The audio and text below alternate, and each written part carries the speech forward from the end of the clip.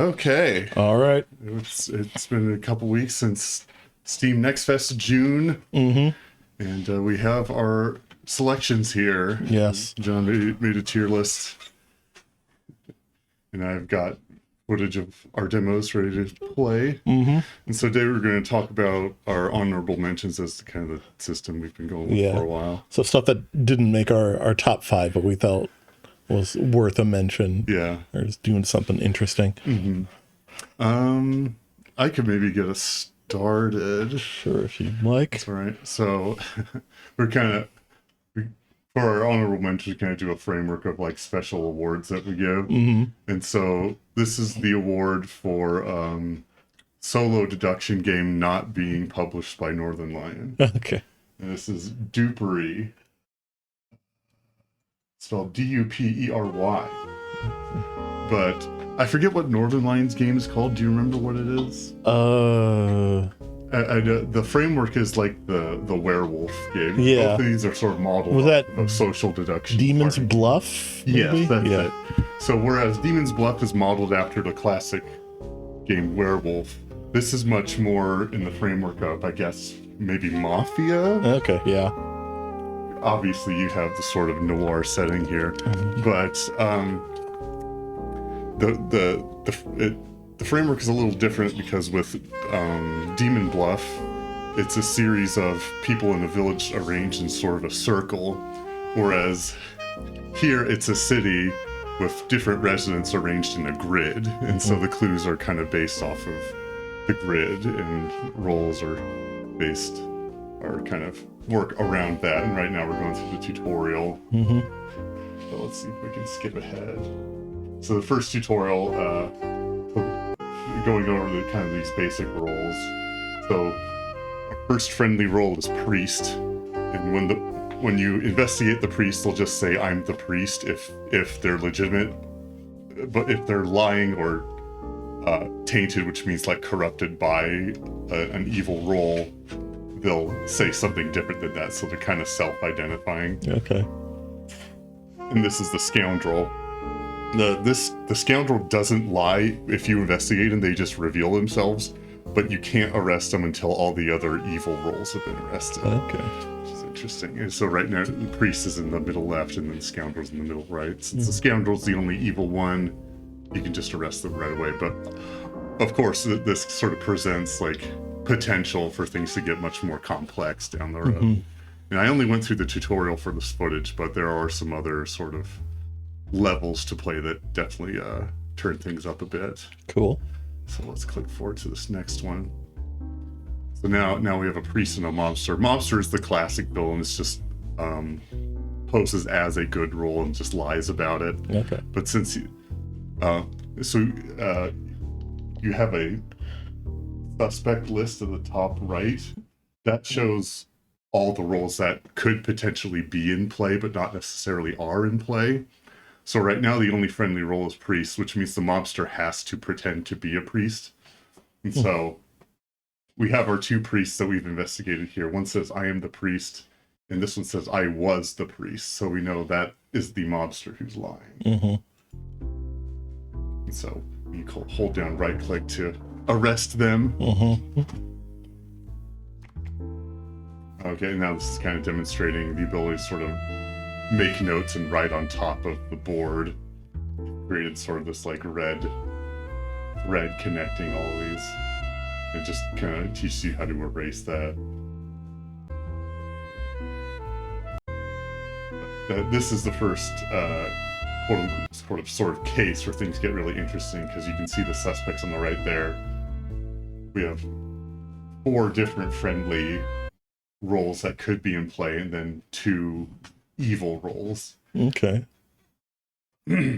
So, yeah, then looks like I'm mousing over the therapist. When investigated, I announce how many of my adjacent neighbors are evil. And I don't remember whether this means just adjacent, like cardinal directions, or if diagonals would work as well. Okay, yeah. Yeah. I think, let's see. Priest, I'll probably go over the reporters. Okay, reporter. Investigate, I announce how many steps I need to take to reach the closest evil roll. And I think that does work with like the cardinal directions. Okay. But it's like, it's always the shortest path. Yeah. And the last one we don't see, it's mailman. Okay. Investigate, I announce a one in play roll and one not in play roll. Yeah, there we go. And then the new evil roll is the Spectre. And I believe the Spectre obscures the identity of one roll in play. One non-meddler roll hiding its name, appearance, and information. Numbers are not obscured, and they lie and pretend to be a suspected roll. We'll see this in practice. Once I start investigating. You have a 3x3 grid. I think the more complex cases have a larger grid. Okay. I think it goes up, at least the demo, I think, goes up to 4x4. So the mailman in the top left, reporter in the top right, says they're 2 steps away. Mailman says the priest lives in town, but they've never heard the therapist. But now we have a therapist in the middle. Yeah. So either the mailman or the therapist is lying, and then we have this role obscured by the Spectre, so we know the Spectre is in play. And then we have a second reporter, so one of these reporters is lying. Okay. So they both say they're 2 steps away from the closest evil. And the therapist says they have 3 evil clients, but we know there's only 2 evil roles in play, thanks to the little typewriter on the left. Yeah. So we know the middle and the bottom.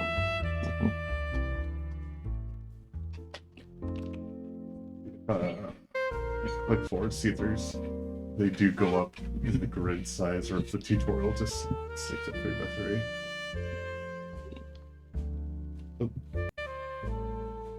Okay, so this introduces some new roles.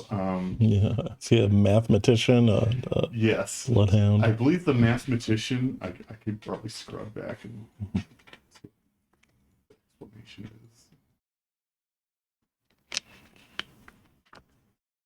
I think the mathematician adds up the sum of the numbers for where the evil rolls live. Okay. And then the bloodhound tracks the close. So the bloodhound tracks an evil person close to it. So if it's it will point the direction of the nearest evil roll to it. So for example, if it was in the bottom left, it would point either north or east. But if there were evil rolls equidistant from each other in those directions, it would bark instead. And if there aren't any evil rolls that it can track that way, I think it doesn't do anything. Okay. And then the barkeep is a new evil roll. I transform one innocent roll into a drunkard, which is a meddler roll. And meddler rolls are not evil, so you lose a reputation if you arrest them. But they still create some kind of challenge. And then they lie into a suspected role. And then the poisoner corrupts a roll next to it, which forces that good roll to lie. So that's some new wrinkles, but also kind of classic roles in games like these.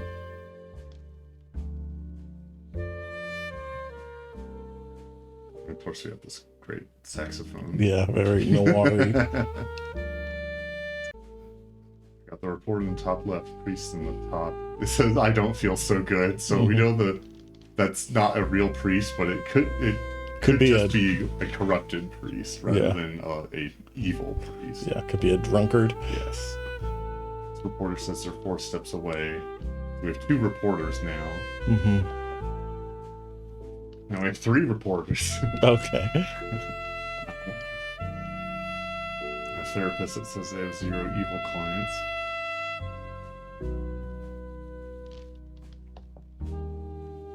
Mailman.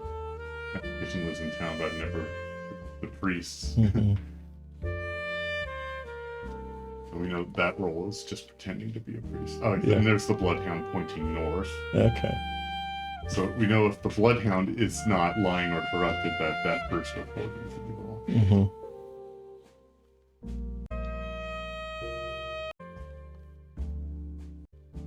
Go ahead here. Okay. First at the top right reporter, which is the barkeep. Mm-hmm. I think I might mess up this next arrest. Oh no, okay, yeah, poison. The poisoner is corrupting the priest, and the barkeep turned the mailman into a drunkard. Oh, okay. So yeah, the barkeep can turn anybody into a drunkard, not just someone adjacent to them. Mm-hmm. Yeah, it's kind of reminds me of that daily game where you have to. Oh yeah, like, Clues by Sam. Yeah. It does. It's kind of similar, and that's also grid based. Yes. Oh, this is an interesting recall. Now one of the locations is the clock tower. Mm-hmm. So whenever you investigate someone, 2 hours pass on this clock in the top left, and some of roles have an effect based on what time it is. So the surgeon is a meddler role, and they have a chance to kill someone once it's like the clock passes 12 hours. And then there's a serial killer that will kill somebody. Yeah. I think they'll kill somebody when the clock tower chimes, and you figure that out by the clockmaker here. Oh, okay. So some really interesting design space they're working on. Mm-hmm. Yeah. Yeah, and this one I accidentally arrested a good therapist. Oh no. Reputation. So reputation is basically your health. Yeah. So if you arrest too many incorrect people, you lose the case.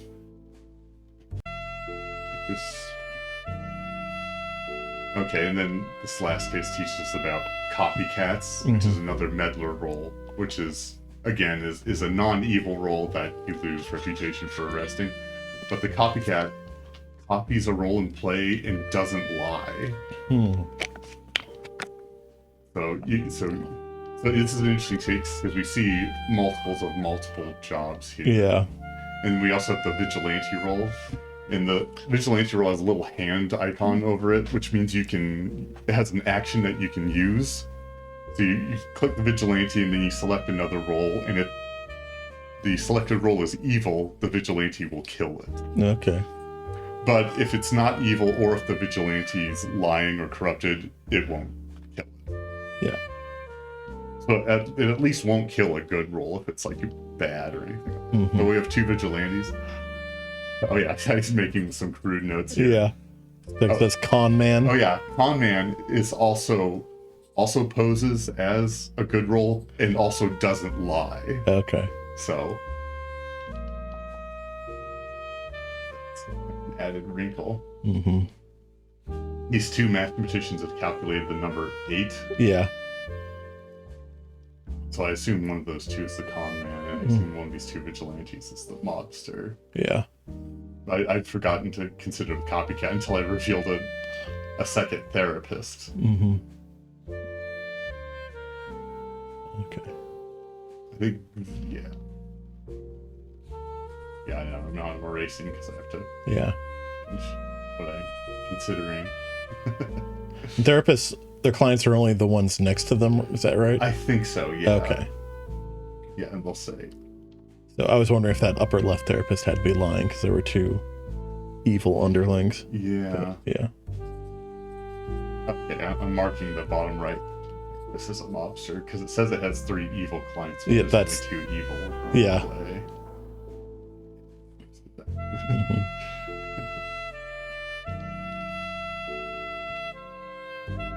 Now I just need to figure out where the con man is. Yes. Without arresting the copycat. I think what I do is I send vigilantes after the 2 mathematicians. Okay.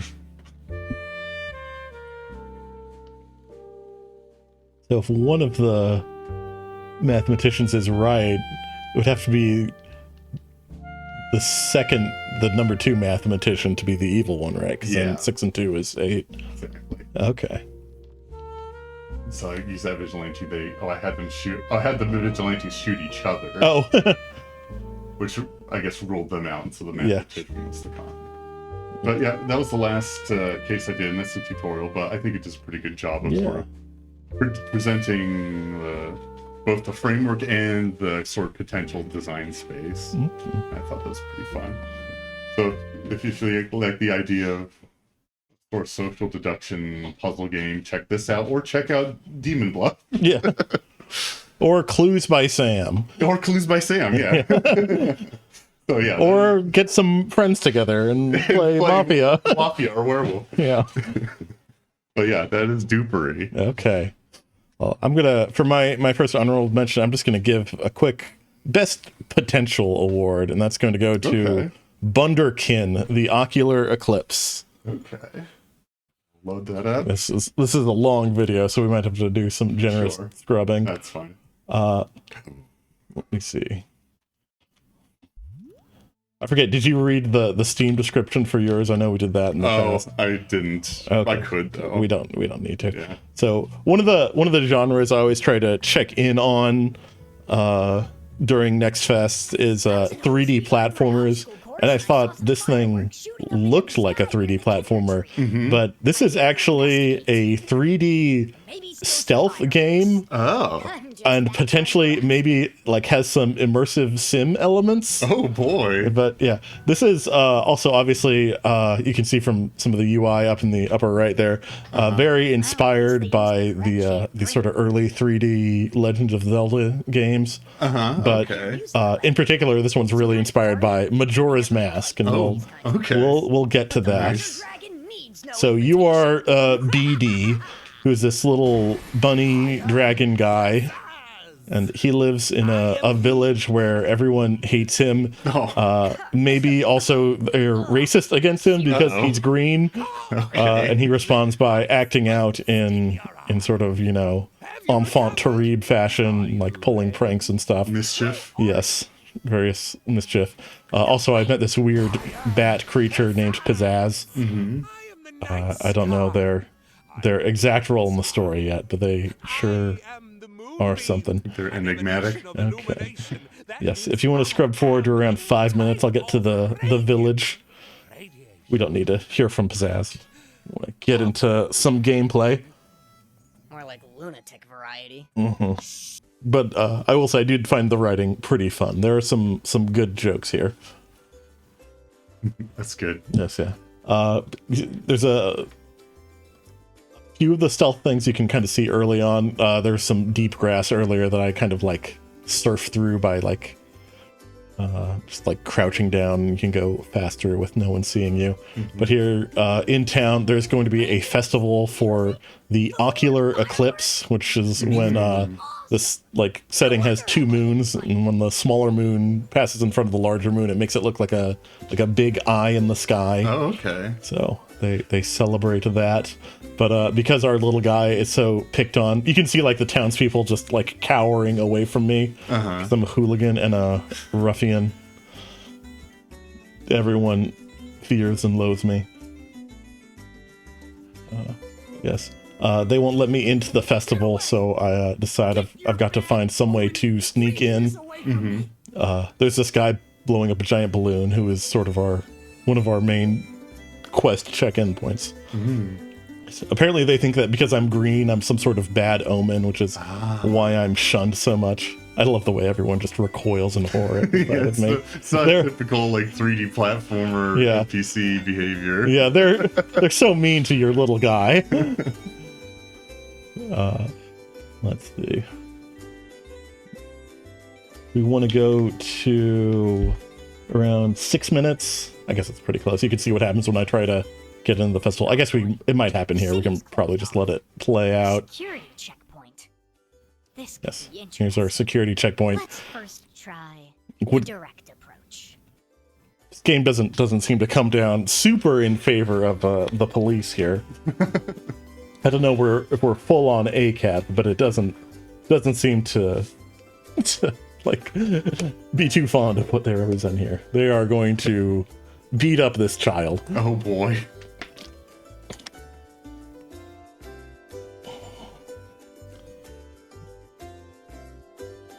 Kid wants to go inside. There is one, I think, decent gag here. I want to show off here. Like we have Joyce, Officer Joyce here, one of these dogs. Says the kid just needs love and care. But nah, it's just a joke. She doesn't give a shit. And I get tossed out of town. And then we meet some spooky masked children. Oh, Who okay. are going to give us our first kind of quest here to try to get into the festival.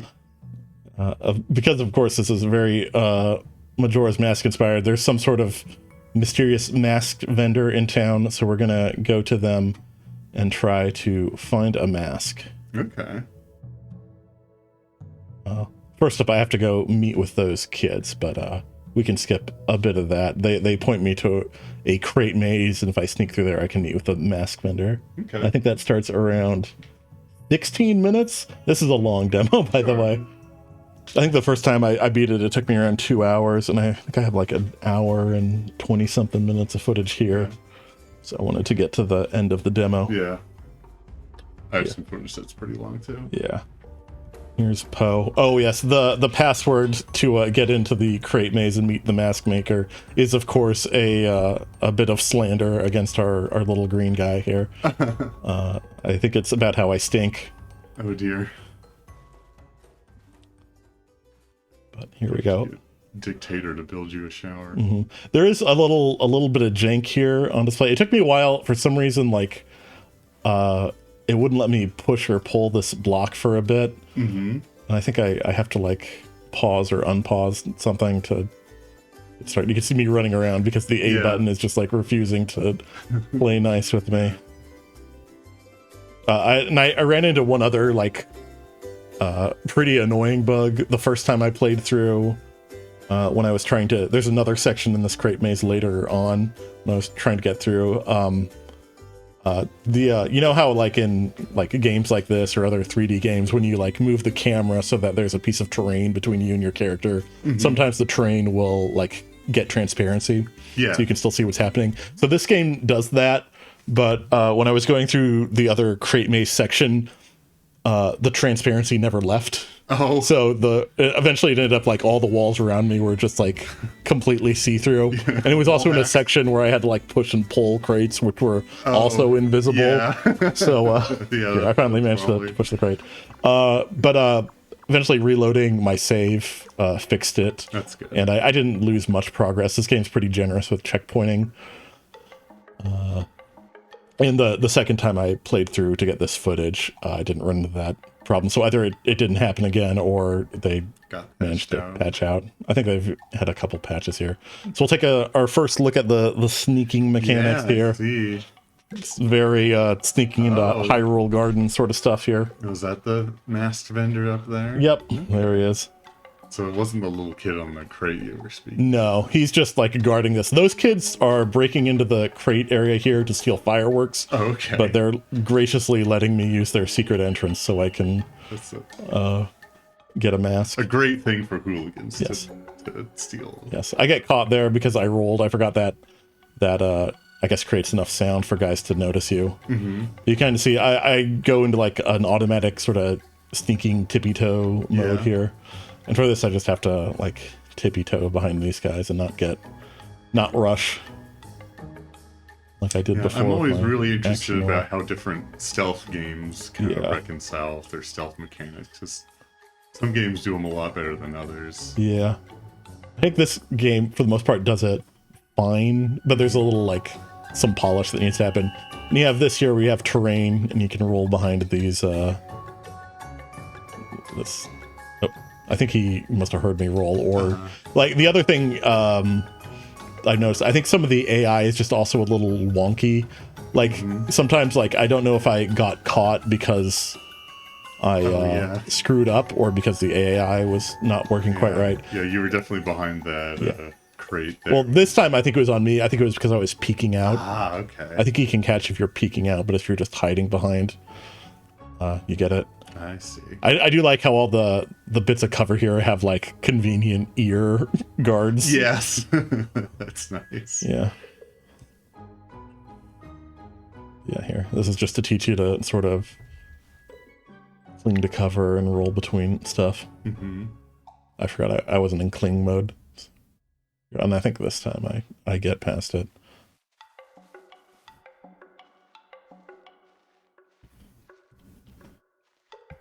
There we go. I think that's just our little intro to sneaking around. Mm-hmm. And then we have to pull some crates. The climbing is a bit awkward. That's another thing, and I think it's just something that needs to get polished. There's no climb button and there's no jump button, so you have to kind of rely on the game recognizing context and like putting you into climb or jump mode. And with the crate issue, it always seems to kind of demonstrate a bit of struggle with context. That. Yeah, like here I can get up on the ledge, but it took a while to let me like climb up on top. Mm-hmm. But here we go, past that. Now we got a big wall. I just gotta pull out a couple crates to make some stairs. Yeah.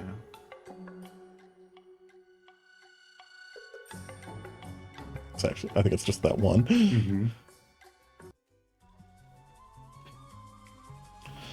And here we go. We can meet the mask maker, who also does not want to give me a mask because he knows my reputation. Oh dear. This is Mabu, the mask maker. But because we work in a mask-based economy, as he brings up here, he's willing to trade a mask for a mask. Mm-hmm. So if I make my own mask, he will trade it for one of his. He just doesn't think I'm going to be able to do it. That's not a thing. Because no one takes poor little guy here seriously. Mm-hmm. So I need to gather mud, straw, and paint to put together my own mask. He's just going through his I have some seeds. His little spiel here. He does not want seeds for a mask. Mask-based economy. Mask-based economy. Have a mask? Why would I want to trade for one? Strictly a mask-based economy sort of situation. So yeah, our first little quest then is to make our mask, and that's just ignoring all of that wandering around town, finding our supplies. Pretty clever. Maybe I could craft myself a suit. What the everything is named? Mud, How would I go about straw, making a and mask for paint. myself? I think if you want to go ahead to... Okay, it's right at 23 minutes, I think, maybe, but we might be close there. He's even got, like, straw right behind him. Muddy footprints. Where there's mud, there's clay. Yeah, so immediately I see some mud tracks around. I can use that to track down some mud for my mask. I think I follow them in the wrong direction at first, because I figured the person who got their feet muddy was walking away from the mud. So I think these maybe should be facing the other way, but maybe I'm just reading the scene wrong. Yeah, it's these two like handymen here. Mm-hmm. They tell me where they got some mud. It's near a sewer drain. But I think I might grab some straw. I guess not there. There's straw kind of all over, so you just need to pick one and grab it. Muddy footprints. And then I get the muddy footprints message again. Yeah, now I'm following the other direction. I need to follow these footprints to find the clay I need.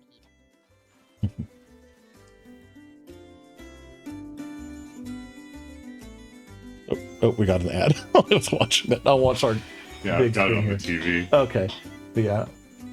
I just passed like a mysterious shifty guy on the edge of the festival, but it becomes important later. Yeah. You go down here, grab some mud.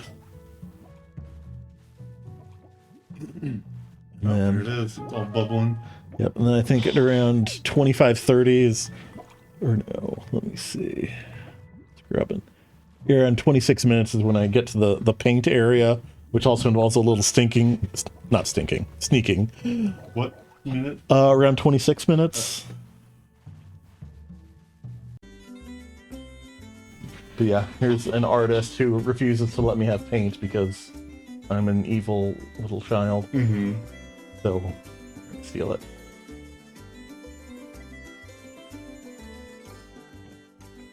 I just walk up, he sees me. It doesn't send me into my automatic tippy toe mode here, so I get down on my belly. Yep, get crawling.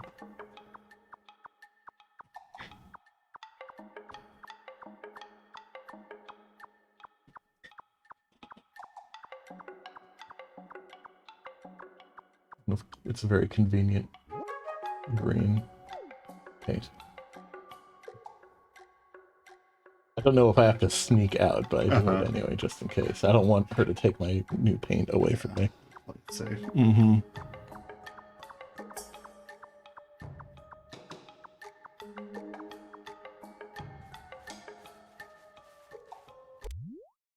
Then I was trying to figure out how I actually make the mask here, because I don't remember. But what I have to do is I select the recipe in my inventory there. Ah. It just takes me a while to figure out where in the menu I go for this. See the... Try selecting the ingredients, but it's right there. Ah, okay. Select it, craft. And there's my beautiful mask. Nice. And boy, people are really mean about the quality of this mask. Oh, if you thought they didn't like me without a mask, wait till you see me with this mask on. So I go to get back into the maze to talk to the mask maker. And the kid there says, "Hey, why don't you just try sneaking in with the mask you have?" I'm gonna ban someone from our chat. Sure. Real quick.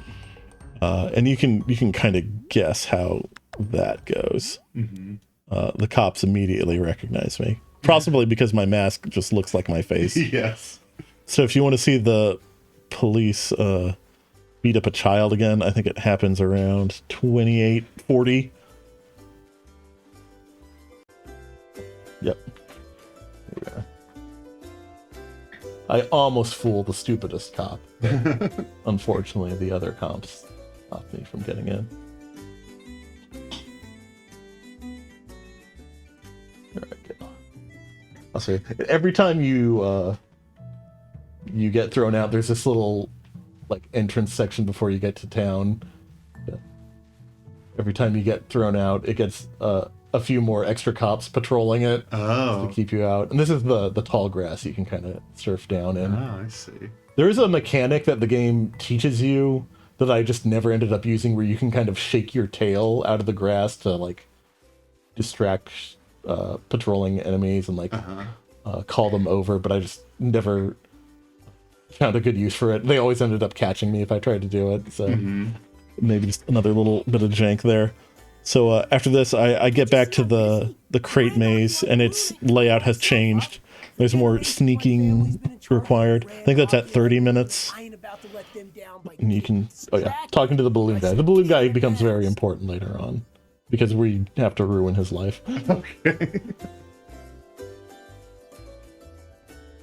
Yeah. See, their secret entrance was discovered, but they have another one. So we have to go through the even more perilous entrance, which was previously behind a giant beetle. This giant beetle. I like his mustache. Yellow mustache, yeah. It's like a pack animal of some sort. Cool. You mentioned Majora's Mask.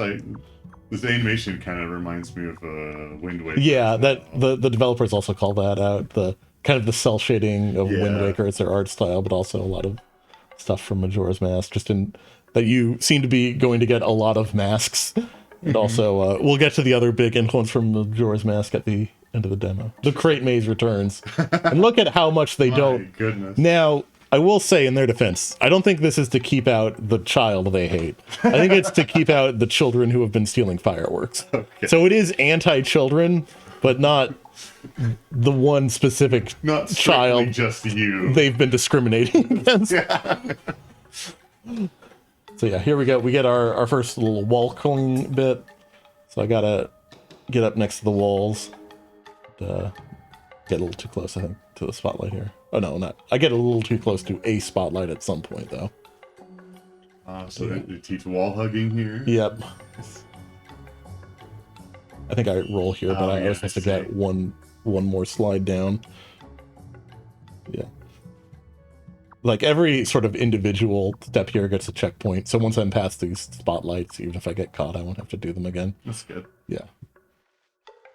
So even with the jank, even if it screws up, it's usually not too bad. And there's nothing like super challenging in the demo. Let's see. There was the jankiest part in the claw in the crate maze happens, I think, right after that. If you want to go to around 33:30 or 33:40, get past the sliding here. It's this section where you have to see what I thought the game wanted me to do was hide behind these little bits of terrain here and roll between them and wall cover. But it just never really seemed to be working right. Like whenever I roll, like no matter how much distance I had between the patrolling guys, they would hear me. And if I gave them too much room, like the one behind me would catch up eventually and catch me. Yeah. So eventually what I ended up doing is just sneaking behind them, which might be the intended method, and the covers there just kind of as a distraction. But I'm not sure if it was just, I was, like I said, I'm not sure if I was doing things wrong or if it was just being janky. Yeah. The cover there, at least to me, seems to communicate that that's what you're meant to It felt like this is what I was supposed to do. Yeah. But it didn't really work.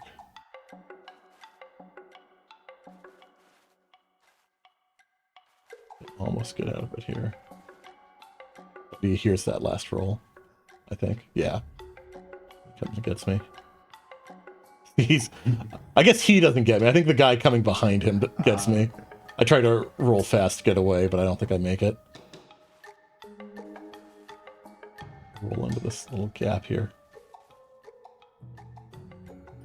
Don't think he hears me here.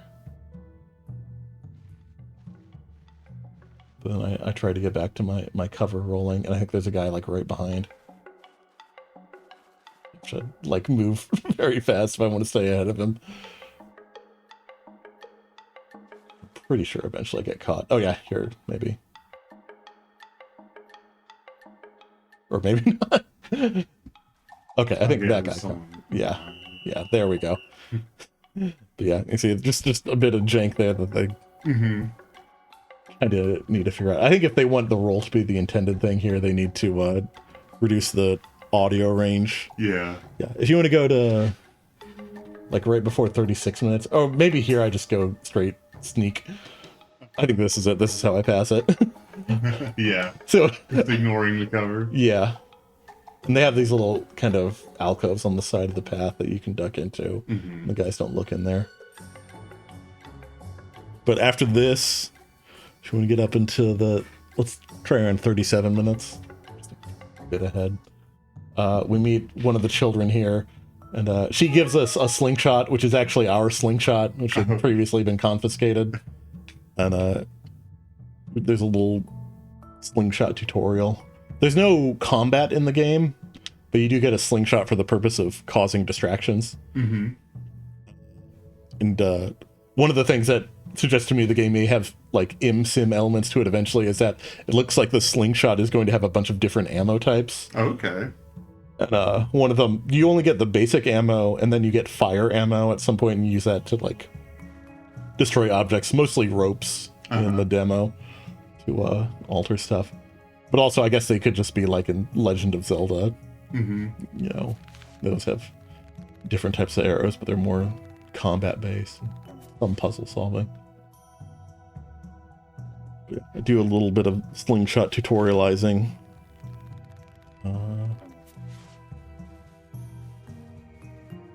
There's one section where you have to use the slingshot to get past a guard, or I think you might be able to get past the guard without the slingshot, which is another thing that suggests to me like some in-sim influence, because I think like a lot of the sneaking is going to have like, you know, you can do what works for you. I think especially as you get like masks, if they have special abilities, that'll also bring in some gameplay variety, but you don't really get any yet. Most of the masks you get are just decorative.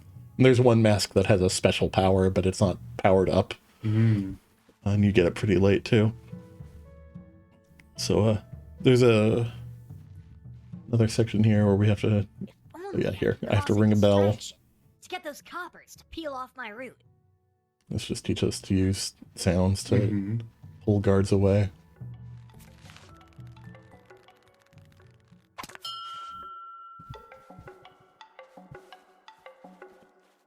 Roll past. I still overuse my roll, considering I guess it causes sound. I think the game probably wants you to be sneakier in this next section, and like use the mechanic where you like poke your tail up and distract guards with rustling. But as you'll see pretty soon, that is not the strategy I employ. We are just zooming. Mm-hmm.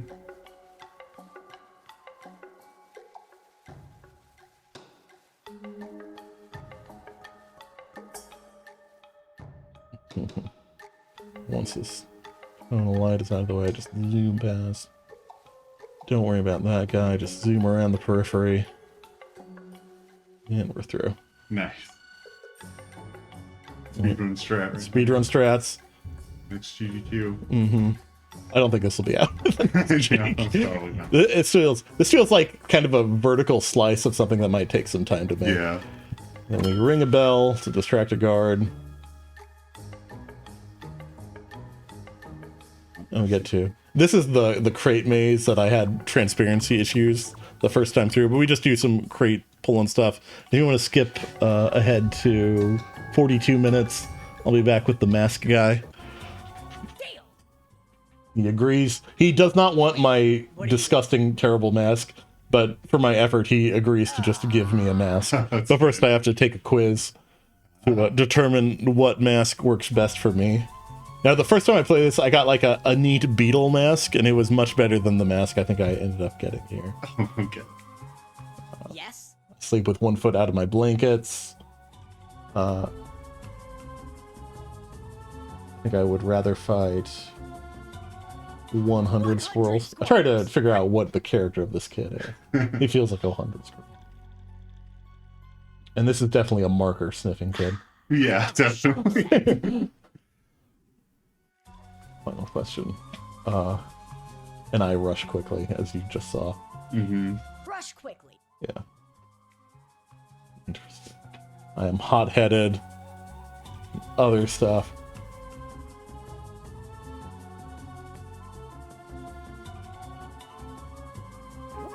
And I get the bongo mask, which is fine, but I like the beetle one. So, we go ahead to... Honestly, we might maybe just let it play out. It looks like it's pretty close. I got my bongo mask. It's time to sneak back in. Finally, will I be able to enter the festival?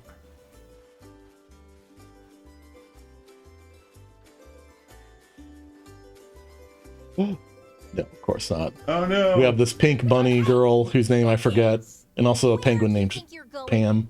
Obviously, A not Vi going is to the Kinder bunny. Tree. I- Are your eyes broken or something? She immediately clocks that it's me, and because she's just the ultimate narc, she calls over the police eventually, and they kick me out. I'm just an eager So after a bit of side questing, after I get kicked out this next time, Hey, this is mine. Get I'm just gonna skip past most of it. You Side probably questing. stole it. Oh no, wait. Borrowed it. Let's go to 51 minutes. I'll have you know So I get a quest to find this missing pig, and it's up at the top of this tightrope area. Mm-hmm. Lucci the pig. So we're gonna go rescue this pig, but then the pig tells us about a big network of ropes above the entire festival, and we realize we could use that to potentially sneak in. And the rope mechanics, I think, are fine. I see. You gotta get Yeah. balance. Yeah, the wind blows and you gotta balance. It's a little slow, but I didn't really struggle with it at all. I think I fell off like once or twice the first time I played the demo, but I don't think I did like this time. There is one kind of awkward thing. You can't just like jump from the platform onto the ropes. If you do, you just kind of pass through the rope. You have to like, there's a button to jump onto the rope. Mm-hmm. That's something I forgot about, but also it just like drops you right back on the platform you fell off if you do fall, so it's not so bad. Yep, here's, I forget what they call it, rope world or something. Big network of ropes and lights above the festival. And also, of course, there are cops up there Yeah. hunting for children Yes. to grow up. So yeah, we decide to get up on the ropes, do some rope stuff to try to sneak into the festival. You don't need, I think it's a little long here, especially since the rope set stuff is a little slow. But eventually, if you want to go to 5720, don't know why I'm going through my quest log. I'm roping. In here, I'm almost to the end of Oh it. yeah, I see. See, like here, I'm not hitting a jump button. Once I get to the edge of those, it just automatically yeah. jumps. And then I forget I can't jump onto the Yeah, you rope. just jump So I have to through. stop on the last platform and hit the hop onto rope button. But surely this time, we're finally going to make it into the festival. What do you think you're doing? Yeah, look who it is. Going inside. See, I forgot her name. I just keep thinking of her as the Narc. The Narc, yeah. But I do remember Pam's name. Pam the penguin down there. Okay. Pam does not talk, but the pink bunny understands her. She's In case you haven't she's noticed, great. I'm up here and you're down. Unfortunately, Vi has a slingshot, or Pam has a slingshot, but Vi is allowed to use it. This is your last warning. Either get down and leave, or I'll shoot. You'll shoot. Yeah, right. You don't have the guts. Go ahead. I appreciate the confidence in taunting someone with a slingshot while you're at a high note. So I get blasted, don't make it into the festival. I told you not to come back. But I do meet up with those creepy kids again, and they have a plan, because they also are banned from the festival for fireworks-related crimes. But I'm keeping by this point, the guy in the center of the sort of encampment area has been inflating his balloon. The balloon is fully inflated and tethered down, but one of our evil children acquaintances decides, like, has like some fire ammo. And they give us fire ammo that we can use to destroy the tethers, and that will cause the balloon to fly away and cause a big enough distraction that we can get into the festival. So if you want to go to 1 hour, 9 minutes, 40 seconds. Okay, here I am talking to the kids about our plan. The last tether is like right at the beginning of where the cops toss you out. Mm-hmm. So I'm going back there right now. There's like 4 cops, I think, now. They're pretty easy to make it past. Really ratcheting up the manpower there. They need all these cops to stop this one child, Children. and they just are not up to the task. Yeah. Here we go. You see the rope has a little weak point there. We blast it with some fire arrow, or fire pellet, I guess. Mm-hmm. Very Wind Waker-esque fire animation. Yeah. I really like. I do think the art in this is very well done, Yes. and I think the writing has enough jokes where it kept me entertained. Mm-hmm. Go following the fire back.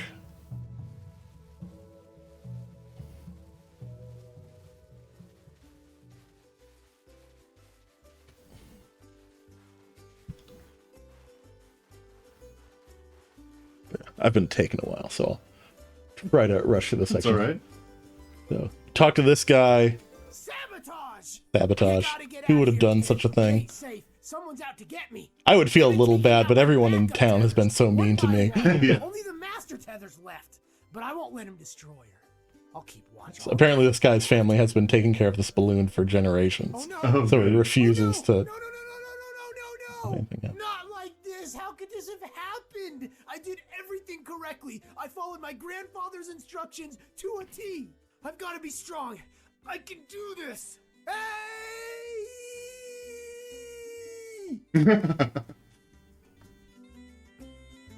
All right, and cops are pulled away by a citizen in danger.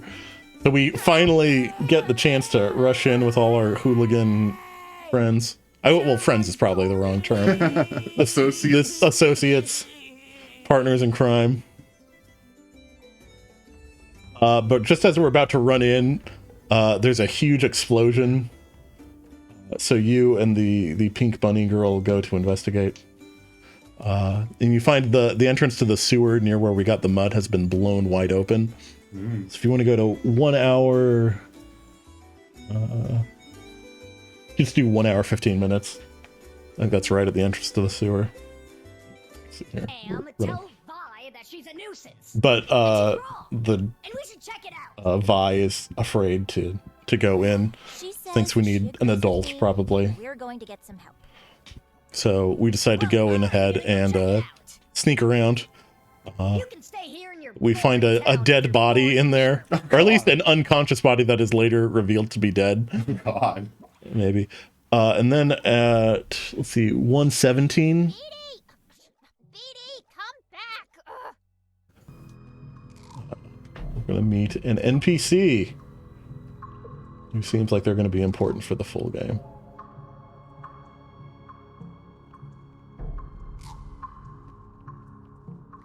I can do this. I can do this. I can do. I can do this.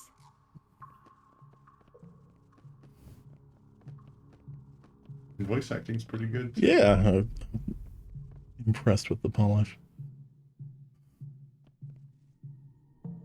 Or maybe around 118, actually. Oh, there's a mysterious moan.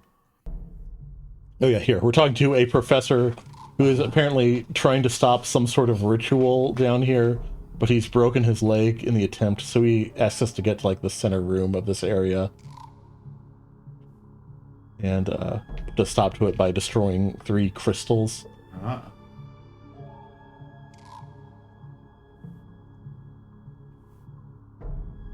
So crazy.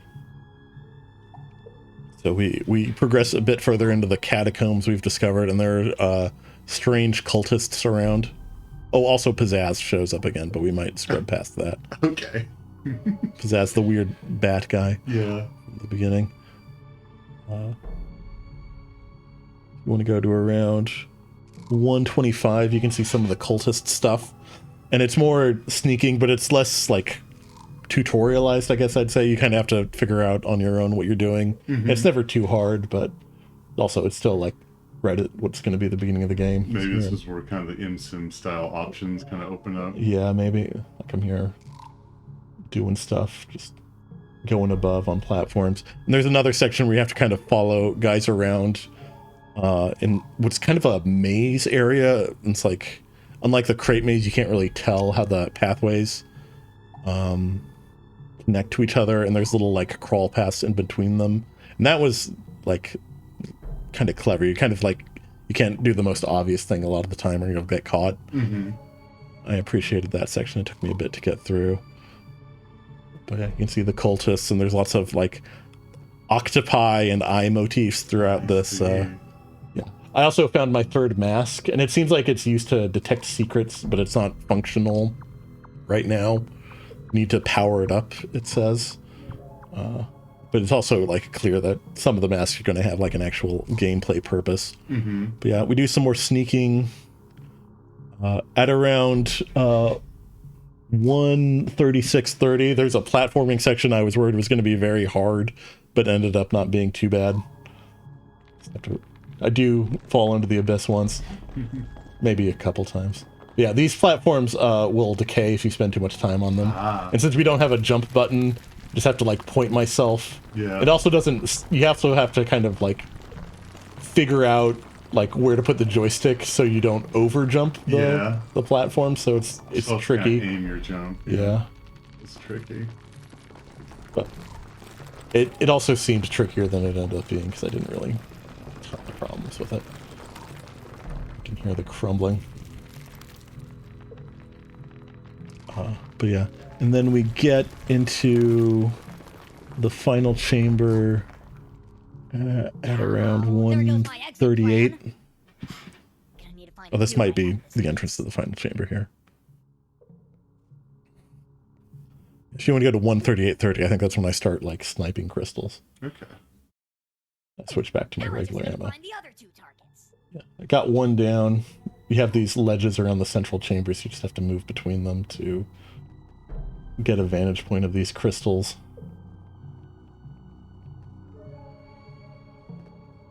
This looks like the final chamber. The old professor. I guess I didn't trigger the message for entering the final chamber until just right now. It's another little polish thing that should Yeah. probably be worked out. But yeah, that's the crystal. Smash it. We cover up part of the eye. Ah. Reveals the final crystal. That's 2. Just 1 more to go. But where is it? I like to think that BD is just not, you know, observant enough to realize the crystal is just revealed. But we take our last shot. But unfortunately, We've taken too long. No.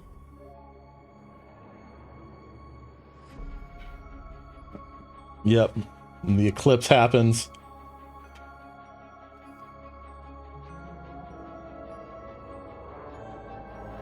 The rest of the crystal things we tried to close off open back up.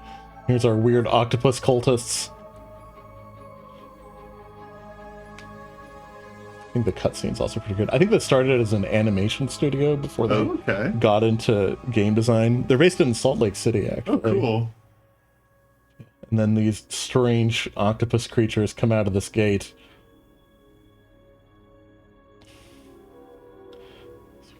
Cultist takes off the mask.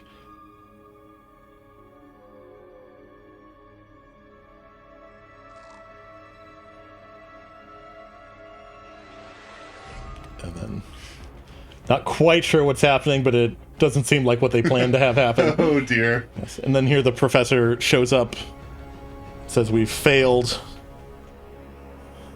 But and then I think we're going to get into what the other big Majora's Mask influence is. But it doesn't show up in the demo, but according to the Steam description, this game does have a time loop mechanic. Okay. So it seems like the professor here, through some sort of magic that we'll have revealed, is going to send us back 3 days in the past. He can't go himself because even his leg is broken, and if he goes back to the past, his leg will still be broken for some reason. So he's going to send a BD to do it. But this guy also has an octopus on his head, Oh yeah. but a different color one. So maybe these are the good octopi. Yeah. Oh Yeah, here we go. And this is the end of the demo. Cool. But yeah, a little janky in places, but I think there's a lot of potential. Yes. And it feels very ambitious for a first game. Yeah. So yeah, Really strong first impression, Yeah. definitely. and then we back out here. And we do get one final shot of the balloon guy getting drug away. Never I do gonna like see it. what the festival looks Yeah. like. Doesn't have a release date yet, but it is going to have a Kickstarter, so hopefully Okay, they get nice. enough to make the game they want to make. Yeah. But yeah, I'm excited. I think it crossed. looks neat. And that is what's it called? Bunderkin, Oh, the right ocular there. Right eclipse. there. You can see the I'm eclipse there, and it's a giant Yeah. eyeball. And there's the balloon. But yeah, Awesome. cool. Sorry, that was my longest demo of tonight, so the other ones should be shorter. Sure, that's hopefully. fine. That's great. Okay, so let's see. All right, my next game takes the award for if Hypnospace Outlaw was a card battler. Oh gosh. This is Hack 95. Oh nice. Deleting my previous save. Oh yeah, I had to do that for a few demos. This is the startup of the game here. Axis Mega Systems initiating BIOS. Navigate 95. And I'll just play through. I'll just quietly kind of show this tutorial with this dog. I forget the dog's name. Yeah. Bert.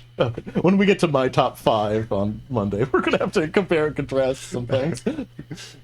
Like writing a resume, business letter, or complaint. Wow, I can see a blistering quick 50k kbps modem. Let's start by checking the news. Double click Deck Explorer to get started.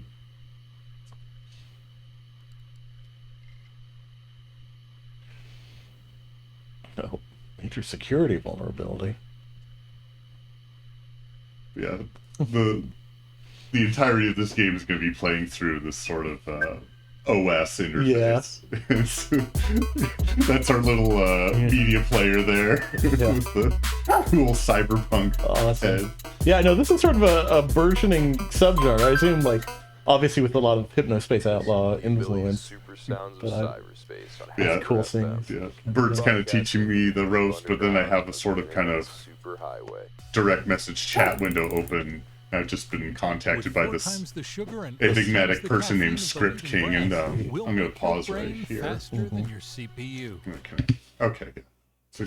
So up there, green has Script King there because he's online, but offline here is Megahertz, and this is an IRL friend of our player character that we know in math class, but they are not online. They haven't been online in a while, and so it's kind of main crux of this game's story is figuring out what's going on with Megahertz.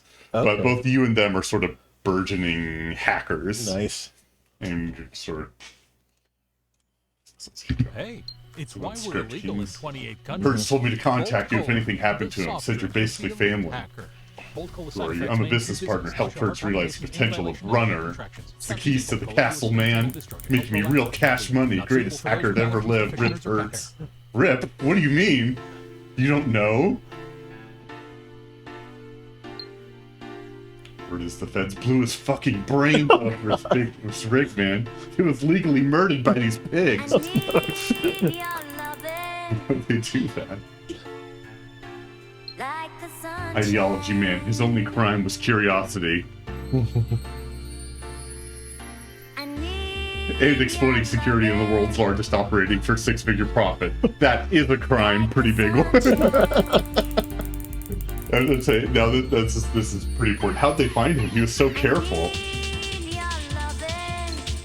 Rumor has it that someone used his real name on chat. Only the feds know for sure. Here, take the latest crack as a token of condolence. Okay, but before I download that, I think I go over to my chat with Megahertz. Yeah. Oh, first I checked the trash. Okay. You found one of my golden nugs. Oh god. Hide these around the place for you to make sure you explore. Hit collect to find out what is hidden inside. I get $10. Oh, great. It's a media player. Cybercrime. I think I'd end up, going to the volume there and turning it down. Yeah. There we go. But yeah, this is all within the game. I'm downloading some sort of hack, and you notice the icon seems to be Bert's face. I see. What are you doing to Bert? Yeah, I definitely wanted to get Crack.brt, I see that. I don't know if I trust this script king.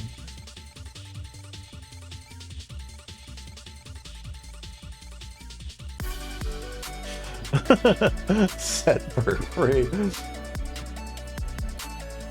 Setting since 1985. What goes out to all the freaks and geeks of cyberspace. That your data, your mind will follow. Big things to some online handles. Yeah. Forever. Fuck the feds. Rip hurts.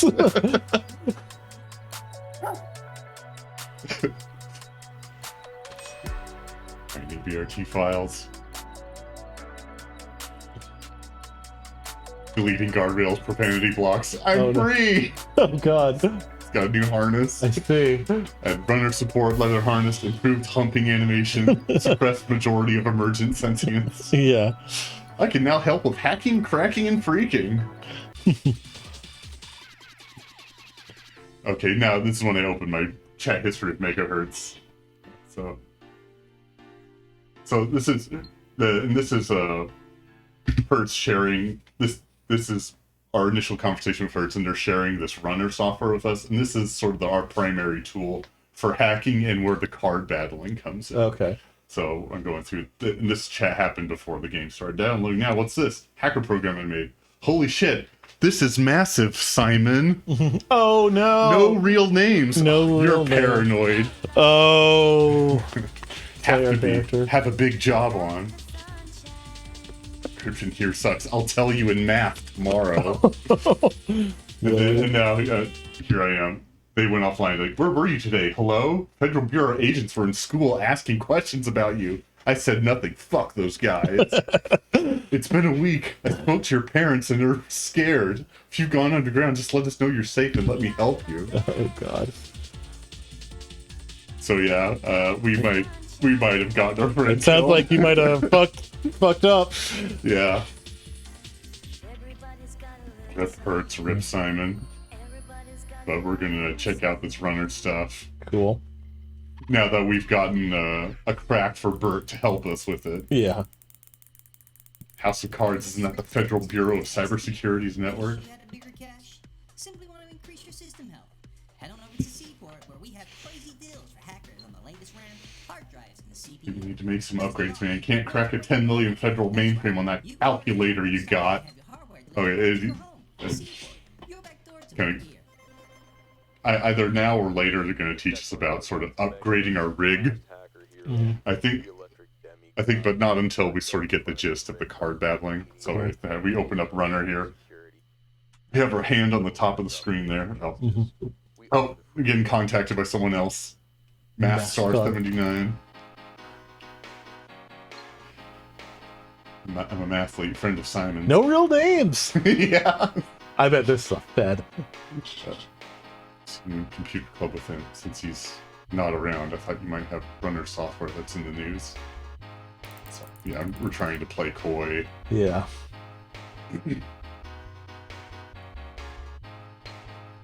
Please, I think my bro is failing high school. I need to know before mom finds out. If you would get me his report card, I could send you $50. Oh my. All right, and this is our first mission for hacking. Get Chad's report card. Yes. We have to hack into Chad's computer. Find and download Chad's report. All right, welcome to the Elite Hacking Suite Runner. This is a network map. It shows the path from your computer to the target. This one is simple. Just click the attack button. So this is, obviously we just have 2 points here. So this is our computer home, and this is our target. But when we get more elaborate jobs, it'll kind of form kind of like branching pathways, like a typical roguelike. Yeah. So we'll get to that. But right now it's a very straightforward job. It's just our computer hacking into Chad's computer. Okay. Looks like you're trying to commit a federal computer crime. Let me help you. Thank you, Bert. Cards represent scripts and computers. Drag one from your hand. So we have 3 corrupt 32 megabyte cards. So our hard drive is our health. You can see down at the bottom we have 128 megabytes there. And these corrupt cards are basically basic attacks, and they'll attack for 32 megabytes of damage. Yeah. But it takes 2 turns for those scripts to load. And then here's Chad's computer counterattacking us with pop-ups. Oh no! Romantic opportunity. Hot girls in my area. I think I tried clicking on that one, but it didn't. Oh no. Free stuff. 100 hours free. But that didn't do any actual damage to us. It was just kind of a nuisance. Sure. So we have 2 actions per turn. We can either play a card or draw a card. And so this turn I play a third corrupt and then draw another card. Our hand is just corrupts right now. Yeah. But there's our first corrupt that we read in the previous turn doing 32 megabytes of damage. And the Chad top only had 64 megabytes, so 2 attacks will do it. So once we defeat it, we can scan the computer and extract any sort of cards and money that we find. So we got $20 and a choice of, we get to pick one of these 3 cards. One's a heal. The one on the right deletes the card that's on the opposite side of it. And the left one is sort of a damage over time. Okay, yeah. In fact. Heal. Yeah. Healing is usually So now, this is probably my favorite part of the game, accessing people's computers Oh and my God. snooping around on it. It's really fun. Oh, go Beavers! Yep. Are you ready to break every crime under the Computer Communications Misuse Act of 1989? I know I am. Doggett Town Beavers. Principal Johnson's a little bitch. Right. Go Beavers. So, we opened up the documents folder. Oh, Find fucking a nugget. Got $10 from that. We have some pictures in here. Oh, that my. one's called Inspo. Yep. Got a sick mod, so I right-click and immediately download that. Oh, good. You need inspiration for your hacking. Inspiration. Then we have a horse there. Good boy. So this Football. is football. But we still need to find The report card. cards. So check the trash. There it Chad is. Miller report. Doggett Town High. D, science, C, D, D, D. Oh, B in woodshop. D in music. A in sport. Just a straight fail in math. Chad is far too interested in chasing tail in his Mustang than knuckling down and working. While his athletic prowess has been well noted, I understand you're expecting a top-tier scholarship next year. His academic achievements are severely lackluster. If Chad's math grades do not improve very quickly, he is set to fail his final year. In addition, I have spoken to Coach Rodriguez, and the school is quite prepared to lose our star quarterback before homecoming. This is Chad's last chance. I've never known two twins so different. It makes me wonder if Chad was swapped at birth.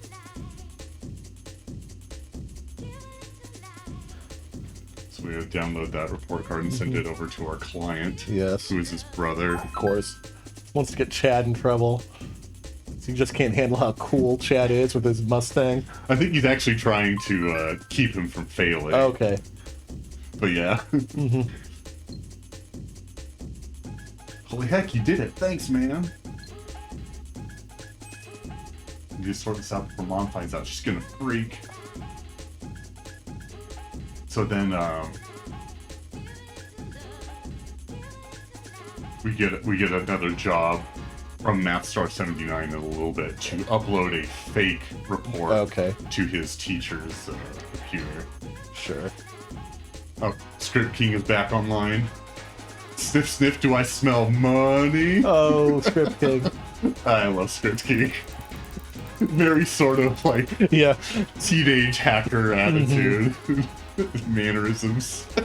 What was the name of the like teen hacker kid in Hypnospace? I can't remember. Oh, I don't remember. Zane, I think. Yeah. Reminds me of I him. got some tasty runner scripts in the darkest of user groups. Okay, now Script Key's gonna show us some cards that we can buy. Oh, and then he also links to the website where you can upgrade your computer. We gotta move these windows around. Yep. I just love that add a little bit of texture. It does add a lot to this, I think.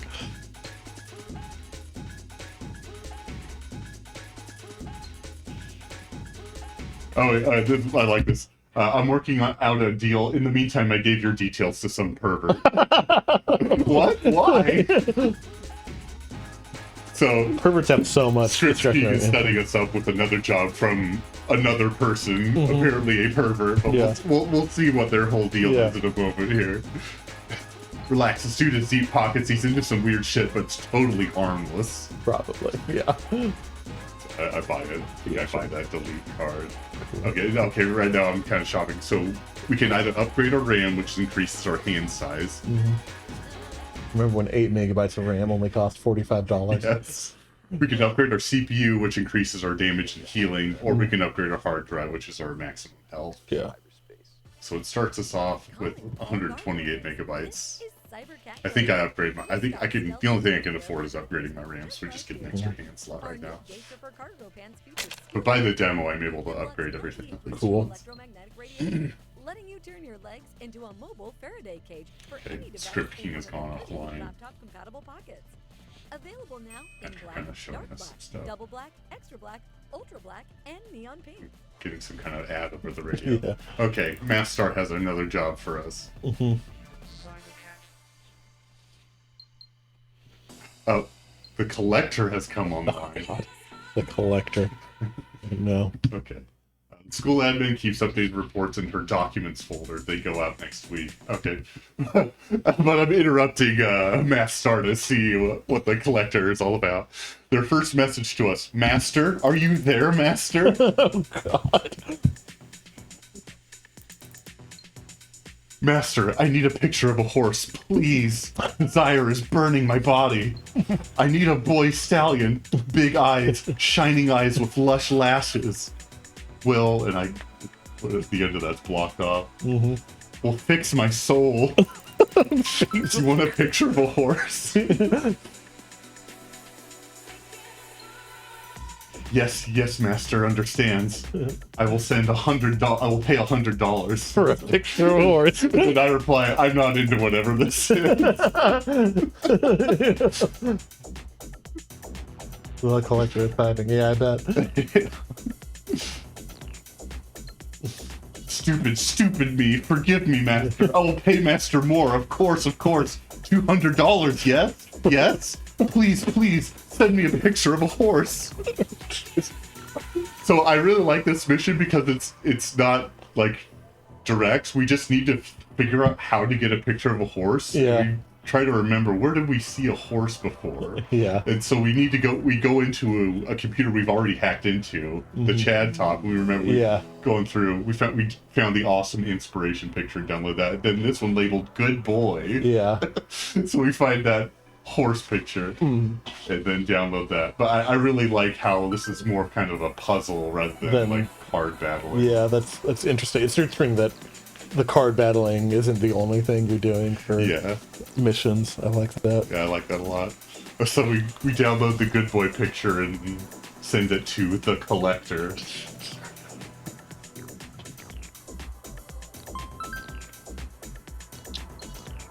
Master, oh master. Sorry about what's gonna happen to this picture of a horse. A powerful stallion. His eyes are so bright. This will soothe me. Such relief comes my way. Of course, your fee. This is worth every penny, master. And then they go offline. Thank God. Right. Now that that's done, we can focus on Mathstar's next mission. First we have a few cards to pick from. We have a minimum hand size of 8, and we have a minimum of 7. We have 8 cards, so we can actually get rid of one of these cards. So this is sort of a more advanced version of that sort of map. So this is the Doggett High admin's computer, and so we actually have to hack through a couple more computers. I see. So that middle one won't actually get us any progress, but it will heal us. I see. Okay. And then we hack through one, and then that second one's a shop that'll let us buy cards. And then, so basically, we have to get through 2 card battles rather than 1. Yeah.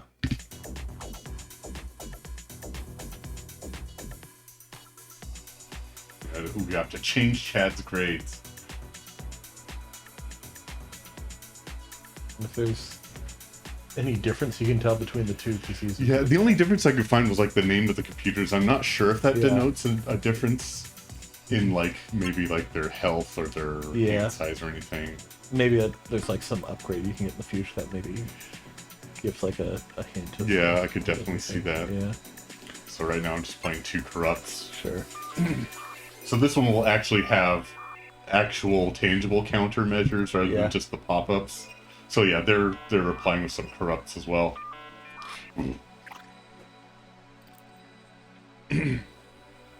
But we haven't seen it yet. But we have one of our cards is a delete card. If I were to like play it right here, it would just remove that corrupt before it took effect. Okay.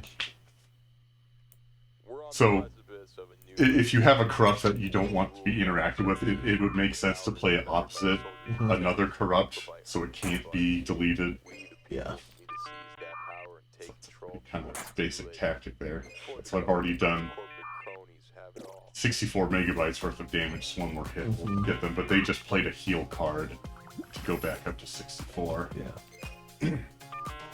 I do like how all of the sort of damage and health metrics are in the framework of like computer that's nice. vocabulary. Yeah, I guess you could. Does your heal take effect right away? Yes. So these little squares right below the name denote how many turns they take, but the heal is immediate. Okay. Yeah, so you can get it before the. Well, we'll finish off the. We will get into a card type that I like to use a lot called Speedball. It does damage immediately and draws you a card at the cost of some kickback damage. Okay. Looks like I don't get to choose around. So right now we get a network nuke, which is just like a board wipe, and then a damage doubler, which is pretty straightforward, or a corrupt for 64 megabytes instead of 32. It's like a CV3 there, so it's version 3 rather than version 2. Yeah. So we defeated that computer, got $22, and acquired a stronger corrupt card. Cool. So we're dropping by the shop now. Run by hackers for hackers. Special offer. Oh, you can buy a memory elite card, which will delete cards from an opponent's hand. But any cards that it works. I don't know how. I don't play a lot of deck builders, so I'm not familiar what the standard is, but when a card's deleted, it's basically just reshuffled back. Okay. But they have to redraw it.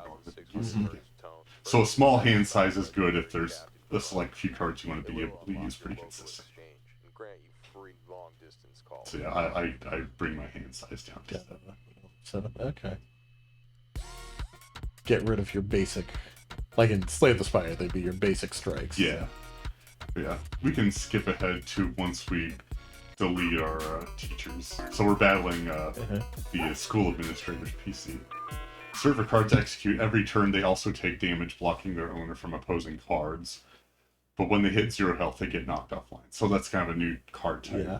Sort of blocks your corrupts. Yeah. It kind of takes damage in place of you, and also deals sort of consistent damage every turn on its own.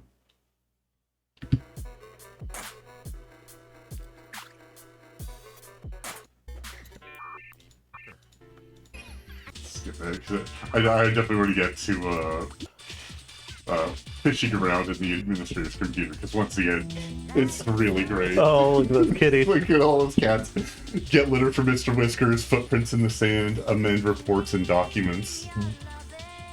So we have, once again, we have documents folder and a trash folder. One folder for Rens. I download all of them. Yes, of course. You're mine. Best friends. Oh. Ho ho ho, meowie Xmas. Lols. I wonder if that's a little anachronism. Yeah, I wonder how old LOL is. Mondays. But even before, I do not mind at all. I think the comedic writing in this game is just top notch. Oh, there's a nugget. Yeah, found another nugget. Nice. Oh, and we have another documents here. No devil worship in the library. Think drugs are cool? Think again. Chaos, desire, temptation, no rules. Sounds pretty cool. Mr. Thompson's got wood. Special credit class is available for now. And swim team. Wet Beavers on tryouts this Friday. Coach Rodriguez. Jesus.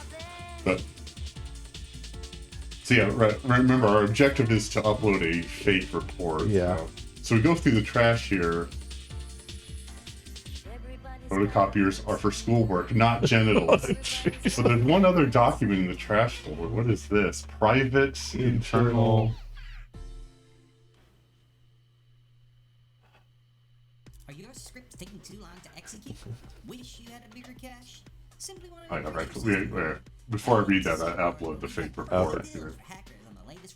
I think I do get footage of me actually looking at the report. Okay. You can order through our website and have your hardware delivered right to your Yeah, here we go. Open it up. Your back door to So we look at it's like the report from last time. This next one goes out to Megahertz, the last hacker hero, the electric demigod. But yeah, you shot see dead in front Math of D Ray principal's Rice notes. as a federal bureau style. How I do suggest you encourage Chad in math. Perhaps if his twin brother Johnny could borrow Chad's car, he would be able to collect books from the library to assist him in his learning. So Nice. math car was Johnny provided Chad's Mustang. Yeah. I do not wish to jinx it, but would like to congratulate you both on Chad's expected scholarship. He's been a true asset to the football team this year, and Coach Rodriguez suggests he'll have the school record for passing yards by the end of the season. Go Beavers! Chad's athletic ability has never been in doubt. He has scraped a passing grade this year in most subjects, the exception being woodshop, where Chad is proving to be quite the craftsman. However, yeah, I already read that. Yeah. Have Chad's brother help him in math. Mm-hmm. If he can borrow his car. Yes. So that's the fake report that we are uploading. Mm-hmm. But while that uploads, we're going to check out that last document in the trash. Internal. To my principal Johnson, you are the head of all my faculties, from my head to my toes, my entire body. You rule me so totally, so unmistakably, with such firm and powerful authority. The night we spent together at the Quad State High School Quarterly Administration Board's mid to senior level staff conference fall 1994 was one I will never forget. You may call it a mistake. You may wish to keep it a secret, but I want to shout it from the rooftops. I want to paint 1,000 homecoming banners with our names written 10 feet high and hang them in every hall from this very administration office to the cafeteria. I want to scream in the face of each and every snot-nosed punk kid who disrespects you. Principal Johnson is mine. I am his, and we are in love. My body has been renewed by your touch. My eczema has rescinded to levels I've not seen since the Golden Girls stopped airing. My Mr. Whiskers paws at me. He senses I am in heat. Mr. Whiskers, no. Oh, no, I didn't get to read all that. Let me back up.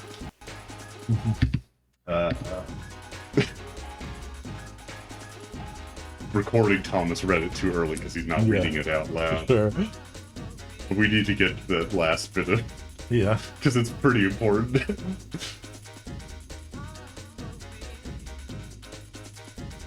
But for now, I keep it inside. I repress myself and my insatiable desires. I do that not for me, but for you. For that woman you call a wife. She will never love you. Oh, God. Like I love you so completely. With all of my heart. You're totally devoted to Lauren. Jesus. Some sort of extramarital thing going on between her and another school It administrator. does feel like be good to keep that in our back pocket. Yeah, I do go download that just in case. But yes, I'm a big fan of this game's comedic. Oh, we got tips $20 for that second job. So we get one more job after this. Script. Oh, not Script King. We actually meet one more new character here. We have our in our net chat V1.3 little rogues gallery. Yeah. Oh, Script King's back online. I'm scrolling through computer upgrades right now. I think I upgrade my hard drive for max health. You get to kind of rotate Ooh, our nice. fancy new hardware there. Toggle a little bit. Oh, we have a new person here, Shadow Wizard.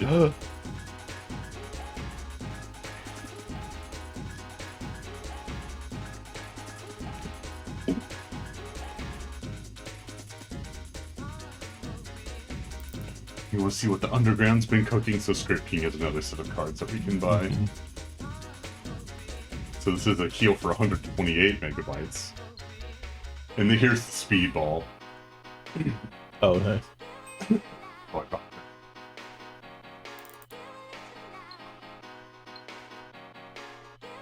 But now we need to see Shadow Wizard. Greetings, burglar. Can I help you? That must be seen. I'm looking for someone to share an adventure. I know you. You do know my name. The Shadow Wizard? Legendary hacker took down the Globe supercomputer in '82. I'm pleased to find you remember something about me.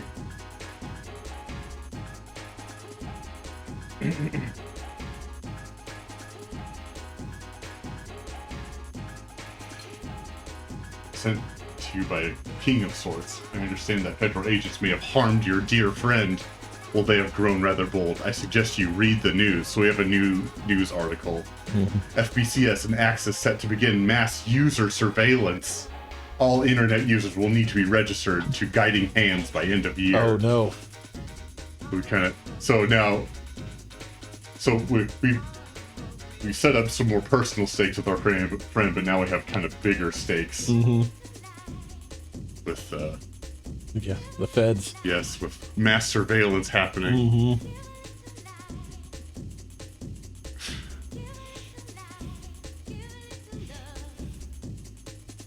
Read through this news article. I'll skip forward. Continue our conversation with Shadow Wizard. They want to track us? That's just a start. The internet is the most powerful invention bestowed upon us, many times more dangerous than the atomic bomb. Whomever controls the internet controls us. Powers up. Are planning to addict us to their software such that we gladly hand over our data, then they will turn it against us.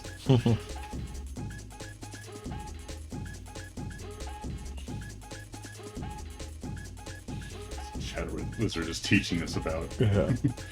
mass Like surveillance world and works, yeah. control. Once they know all they need, they'll begin to manipulate our reality. Algorithms turn to our prejudices, news tailored to stoke division. They will encourage us, calling it discourse, while they become richer and more powerful. The heavens, the internet will be lost. Can we stop them? I understand you possess the so-called runner.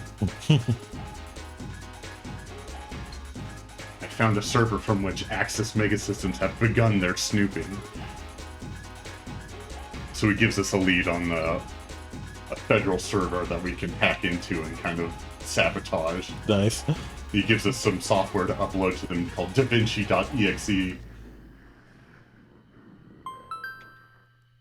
And then this is our You're listening to Hack map for next, and this will be the final mission of the demo. Cyberspace. A bit more of a diverse hand of parts to choose from. So I'll skip forward a bit, we don't need to watch all these different battles. Okay. By the transistor. Tone first. So here's a map here. We have to go through, I think, 3 or 4 battles this time. Oh, well. So I had my hand set up in such a way where heal cards are pretty consistent. Yeah. So able to Simply want to increase your system through endurance going. Okay, totally. Alright, we finally hacked into the server there. Nice. Axis cam. Excited to see what cat photos are in here. Yeah. All work and no play makes me a sad boy. Tasks, easy task up there, upload the DaVinci virus. Yeah. Got some documents here.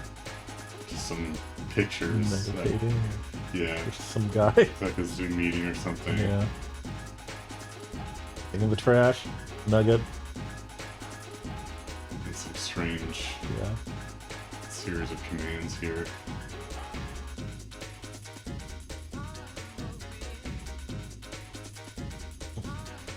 I'm not versed enough in code to really understand what this is supposed to mean yet, but I'm sure there's some sort of like hints here. Yeah. Kind of reads like maybe an EULA. Yeah. In a way. Yeah.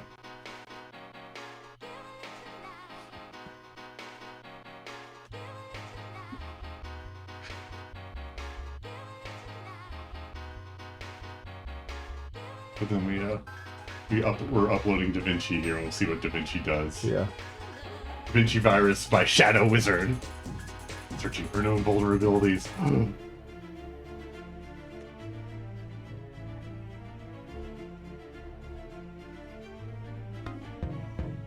This is FBCS. This machine is ours now. Your only choice is to take it offline. We are watching you. We know what you are planning, and we will not let it happen. Though the text gets all garbled. Yeah.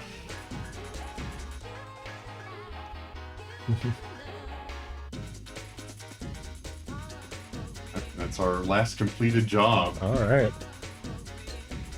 You've done well, but the journey doesn't end here. My heart tells me you have some part to play before this is over, and he gives us a free network nuke. Cool. That's like the board wipe, you said? Yeah. Spell indeed, call upon it in your darkest hour. I will return. But then we get contacted by one more person. It's gonna be the collector again. I hope that's not the last exchange with the collector. I feel like he seems like the kind of person who's going to escalate. Agent Full House FBCS. I am head of the FBCS, and I advise you stop hacking. Okay. And they would reply, "Fuck you," because we're a teenager. Very edgy. Do not be foolish. I am the one who disposed of your dear friend Simon. Oh no! You know his real name. We get it confirmed for us. Do you not recall? I learned it from you. Very silly to use real names on poorly encrypted channels. Expose you and avenge hurts. I do not believe you deserve such confidence. Let me make this clear. Fuck you. Let me test you. And then he pulls us into a battle with him, and this is a 100% like kind of forced failure situation. I You can see that. see he has over a gigabyte of health up there. Agent full house, and he has a hand of 6 cards. Yeah. And the first time I did this, I failed within like 3 or so turns, but I actually keep it going for quite a while, just because I have so much consistent healing. Yeah. But at some point, like, his basic attacks do 128, which is half of my health. And at some point, he just has the right sequence where he plays a damage doubler and then does immediately just kills me instantly. So this goes on for a while. I'll just skip ahead. But yeah, he has like a fully upgraded computer with like all the best cards and stuff.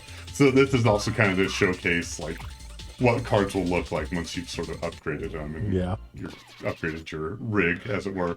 And we get defeated and our computer crashes and we have to restart. And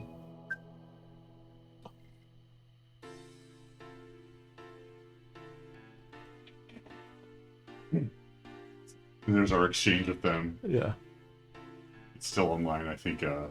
Reply in a second. Yeah, here, they're typing. Just as I thought, you are nothing to be concerned with. And then he goes offline. Yeah. And then we actually get contacted by one more person here in a second.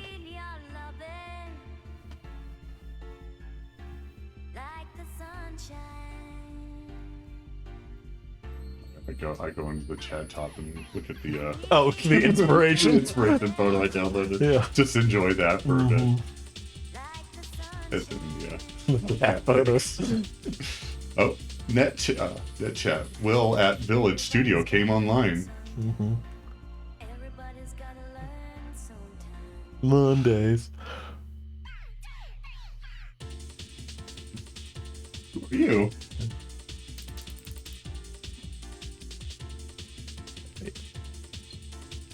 Will from Village Studio. I helped make this game. Oh, nice. I see. Being smart and meta by breaking the fourth wall. But yeah, this is basically just thanking you for playing the demo and maybe asking for a wish list on Steam. Exactly. Maybe it's a bit tripart millennial cringe. We wanted to thank you for checking out Hack 95. There are a lot of great games out there, and we're thankful you spent this long with ours. Unfortunately, this is the end of the demo, and yes, Agent Full House is unbeatable. Okay. You're going to need to get a lot stronger to find out what happened to Megahertz. Oh. If you'd like to follow the game, please check out Hack 95. And link to the Steam page and Discord and all that. Oh, we click on the link and we get a bunch of pop-ups. Oh, of course. And this is where I try and click on the romantic opportunity. Oh, nice. Happens, unfortunately. Sad. Click here for receiver be clicking. Yep.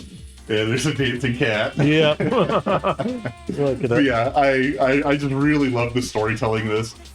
The card battling seems pretty simple so far, but I can definitely sense the sort of design space for something more sophisticated. But I also wouldn't be mad if it weren't that much more sophisticated and it's more like a vehicle for like this kind of storytelling and comedy. Sure. Yeah. So, yeah. This is a lot of fun. This is Hack 95. All right. I kind of went a little bit long with that one. Oh, that's fine. Yeah, I wanted to show off all that. Sure. All right. Up next for me, I'm going to give this a special award. Just thank you for not being AI. And that's going to Aloe Gloom. I mentioned 3D platformers are are one of the genres I'm always checking out in these things. But the other big one, of course, is point and click adventure games. So I downloaded a bunch of point and click adventure demos, but a lot of them, it turned out, unfortunately, had a lot of AI content in them. That's really heartbreaking. And a lot of them were just very slop-ish. Yeah. But eventually I stumbled onto Aloe Gloom, and it didn't have that, or at least it didn't have warnings for that. Yeah. But no also disclosures for it. Also, this also just had a very like clear authorial voice to it, so I enjoyed it quite a bit. Aloe Gloom. Yes. Forgot to bring up the video. Yeah. So Alagloom, very morbid, very macabre look to it. Got this weird body horror thing here. Just a mysterious figure to get us started. But yeah, this is set in a secluded like forest village called Gruesome Grove. Oh boy. Yes. It's the tone to it. It's morbid, but like it's morbid to like such an exaggerated degree. Like I don't think it's not really going for parody, but it also feels like it's not like 100% taking everything seriously. But in the tone, I think just Definitely works some for levity me. to it. Yeah, people are very cavalier about how rough everything is here.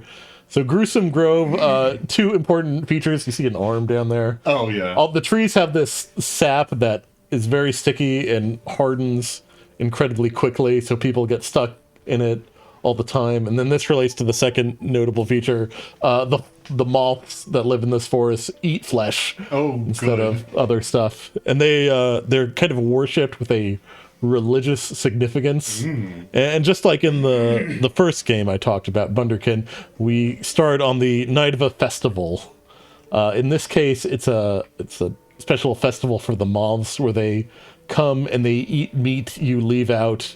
And they sort of like kind of a metaphor for the moths like eating the meat of like the people you care about and bringing them into the afterlife after they've passed. Okay. I don't think in this case, at least for this family, they're literally eating a person's meat. So it's just sort of a metaphorical sense, but it seems like the funerary process in this place is that moths do eat the flesh of the dead and then carry them to the afterlife. Okay. But here, you have your character, Nora, here.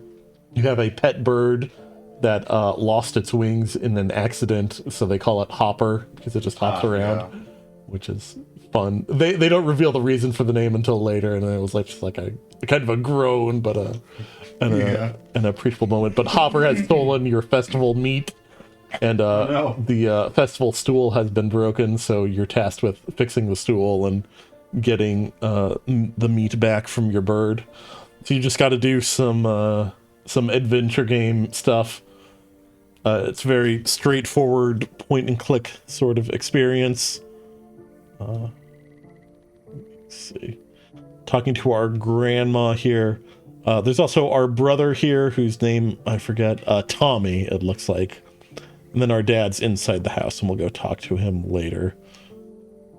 But yeah, like I said, we just kind of wander around the area grabbing a few items. There's only this one screen and then an indoor screen in the first chapter here, so just a little small slice. If you want to go around to 437, you'll see more of just the standard adventure game interface here. There's me talking to Tommy. Tommy is not excited for the festival. One of our big story hooks here is that our mother went missing 1 year previous on the night of the previous festival. And no one's seen her, and no one has seen any fresh bones in the bone forest either. So it doesn't seem like the moths have eaten her, unless it is someplace we can't get to. There's a box here, and I did feel like I was being threatened with a sliding puzzle. Here's what explains what we have to do. We need to get a stool there. We need a ceremonial plate. We need meat for the plate.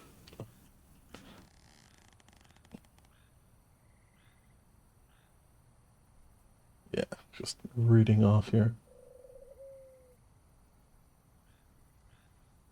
She doesn't think the moths like their offering. So yeah, I thought this was going to be a sliding block puzzle, but it's just rotate, and it's missing a piece that we have to find.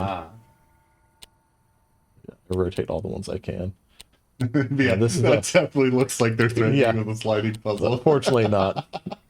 None of the puzzling was super hard in the demo. There was one thing that tripped me up later in the demo, but it wasn't. It was mostly me not noticing something.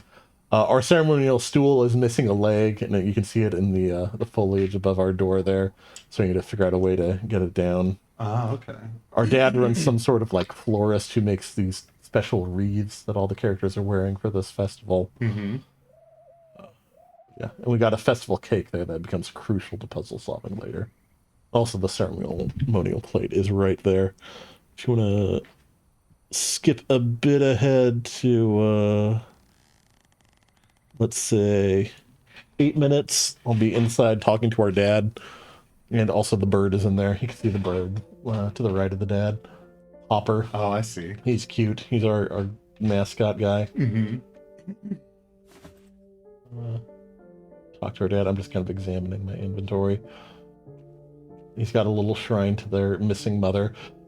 It's revealed as the story goes on that the mother is actually from outside of Gruesome Grove, and no one actually enters or leaves this place, so it's very rare that they had a visitor who arrived and also brought the bird with her. And she was very confused by the presence of flesh-eating moths, because moths on the outside just eat clothes and whatnot. But we talked to our father a bit. He wants a piece of cake, and he says he'll give Hopper the walnut on the cake if he gets one. Then we grab some gardening supplies here. And we find out our dad has been doing some investigation to where our mom may have gone. If you want to skip ahead to around 11 minutes, we'll advance in our puzzle solving.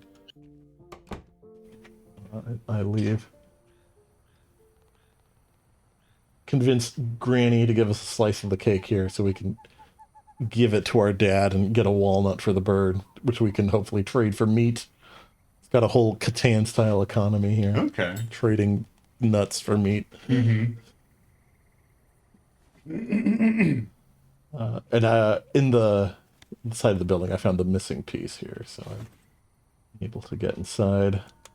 There's a string and a little bit of lore about the festival. Passage. Yeah, Soul Passage is the festival we're dealing with.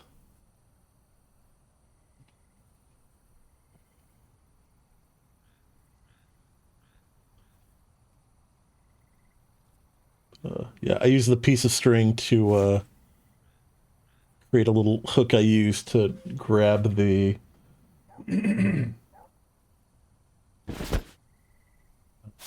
the chair leg that I'm missing out of the foliage up there.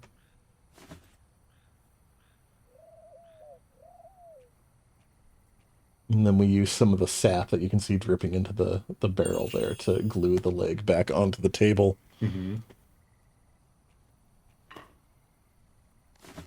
And then if you want to go to around 13 minutes, we do our nut meat trade, and yeah, here's the bird. We've given him a nut. Retrieves the meat from its hiding place. Oh, nice. I do like the way the bird hops around. Yeah. You can see its wing scars. Apparently that happened in a car accident. Oh, dear. It's also where our mom got her scar. But yeah, we got the meat. We got our stool all fixed, so we can set up our festival display. This will sort of be it for the first chapter of the demo here. It's right on time because some weird, creepy stuff is about to happen.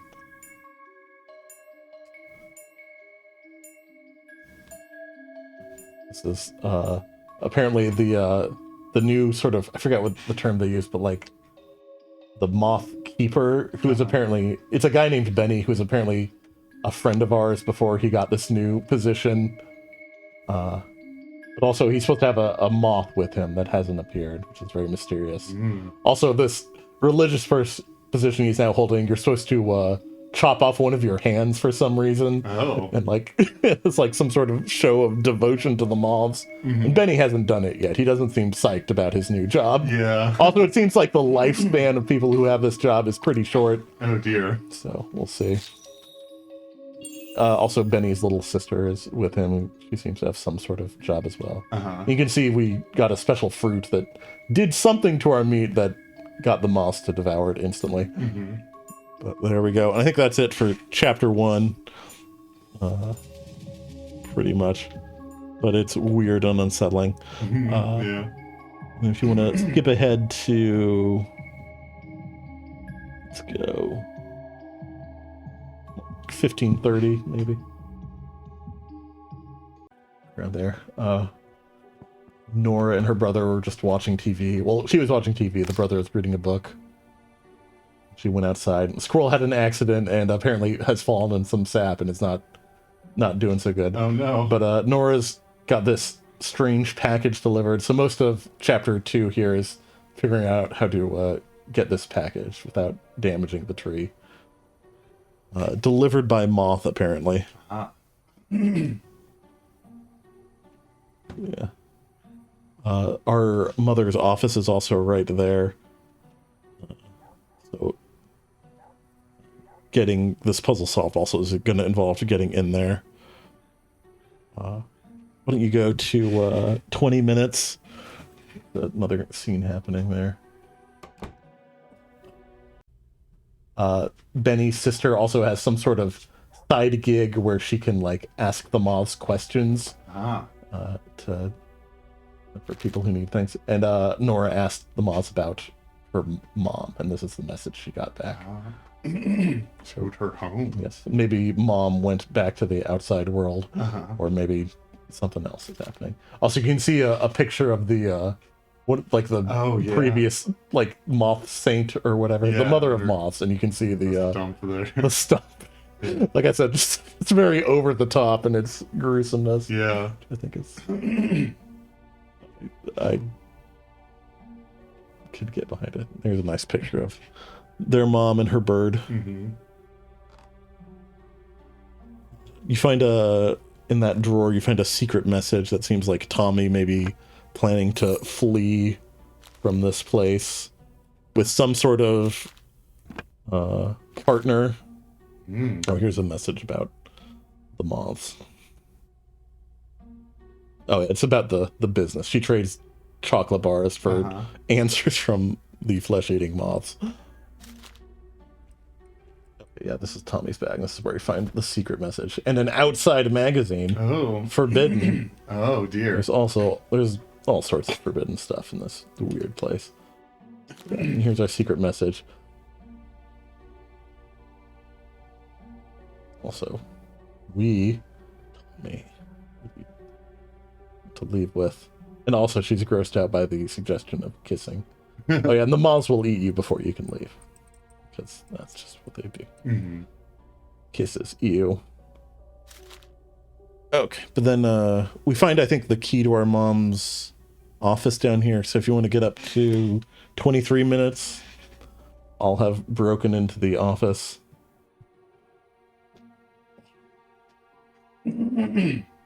Oh, picture of our grandfather, who has apparently departed, and I think the grandmother talks about the moths eating his flesh and how like meaningful the first soul passage after that was for her. This was the section that kind of tripped me up first. You need a password at some point that's based on moon phases, and you kind of see this like repeated 5 patterns of moon phases around, but that's not actually what the password is.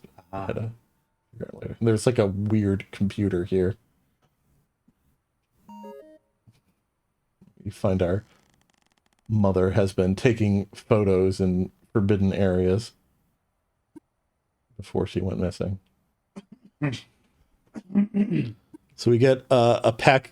We get some like garden shears in here, which lets us get into the sealed off package, and we find our notebook there, or our mom's notebook there, but it's powered off, so we need to find a way to get it powered back on, and that's where the password I needed was. If you want to go to 2611, I think.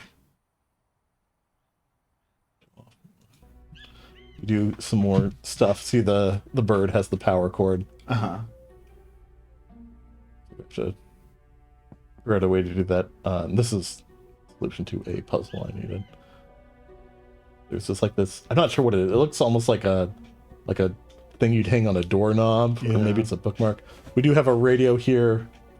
We have a tape we found earlier, and I had to get a pencil also to rewind the tape. But that gets the bird to dance. Nice. Having a good time, hopping around. Drops the extension cord.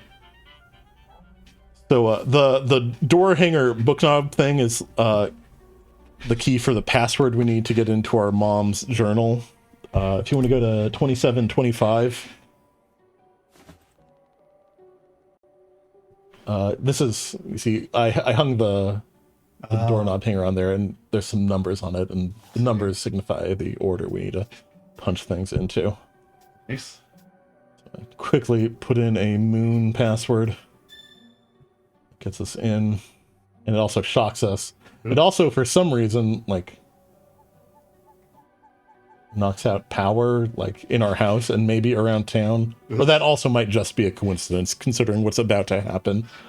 But we find that in there, there's this note that seems to be for Nora, telling her to go to this forbidden place if she wants answers. But we're about to get distracted by some more important stuff.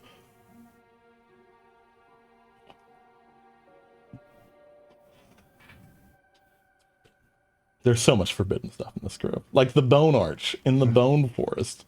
And if your, like, village has something called the Bone Arch, I think you're in for a bad time. Yeah. Something's happening behind the door. Oops. Uh-oh. Maybe it's just sap. You open the door. And there's our brother being dragged off by some sort of flesh monster. Okay. Yeah. Maybe that's who he's running away with. Yeah, maybe that's his special someone. Something very strange is going on. I like how she doesn't seem like horrified, just like confused almost. Yeah. But anyway, we need to do one last little puzzle to make ourselves a rope to follow the creature. We can't get through our front door because it's covered in sap. Ah. But yeah, we comfort our bird here. You can see it's scared up there. Oh. We grab our brother's blanket and use it to fashion a rope. And the cake is ruined, which is also very sad. Yeah. Tommy refused to give us a bite. He said he was going to eat it later, but now.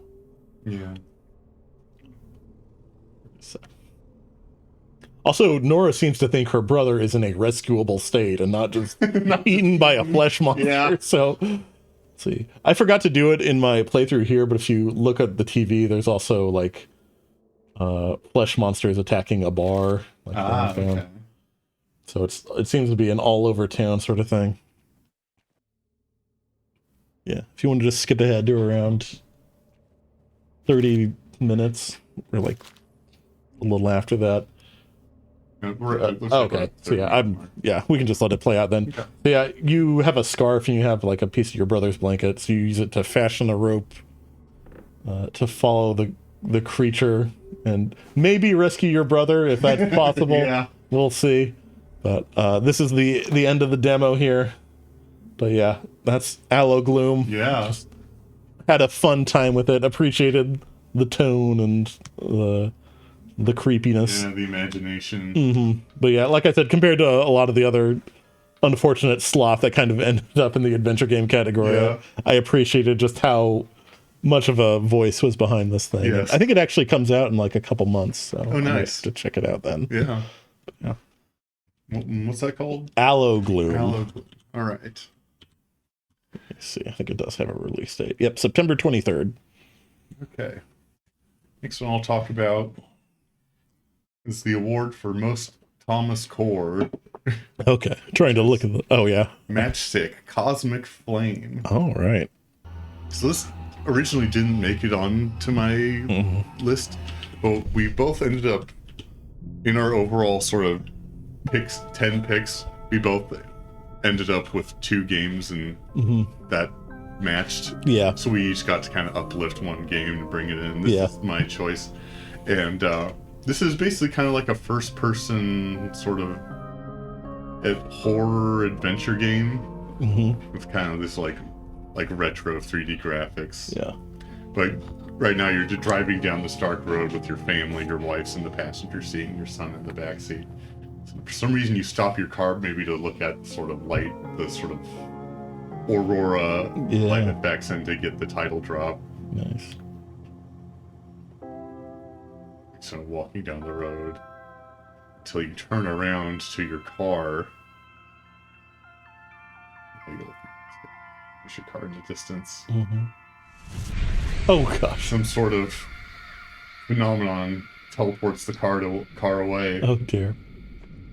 You get your sort of movement tutorials. You walk up to this anomaly and it opens up and you have to jump into it and teleport You're teleported to the first chapter. You can see these sort of strange phenomena in the night sky. Yeah. You're in this teleported to this sort of spooky train station. And that sort of demonstrates kind of portals. Yeah. They're each plastered on the side of a truck, and you decide to teleport closer to the train station. And basic kind of tutorial about how to interact with the environment and objects. And here it's the collectible of the game, which are rubber duckies. Oh, nice. And they increase your max health. I did not find all the rubber duckies. There's the first 2 chapters, which consists of the demo. Yeah, I can't go into this place because it's too dark. I need to find a light. So I go behind the desk. Try and use the phone. It doesn't work. I need to stop. You read the paper, says I need to stop using the paper for the password to the gate. Oh, yeah. And you get to read this newspaper on abnormal solar activity. Reading glasses. Open the filing cabinets. Oh, a duck.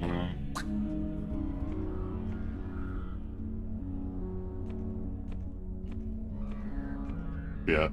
You know, I'm a big fan of sort of like retro 3D graphics and also like spooky and surreal urban spaces that you explore and do puzzles in.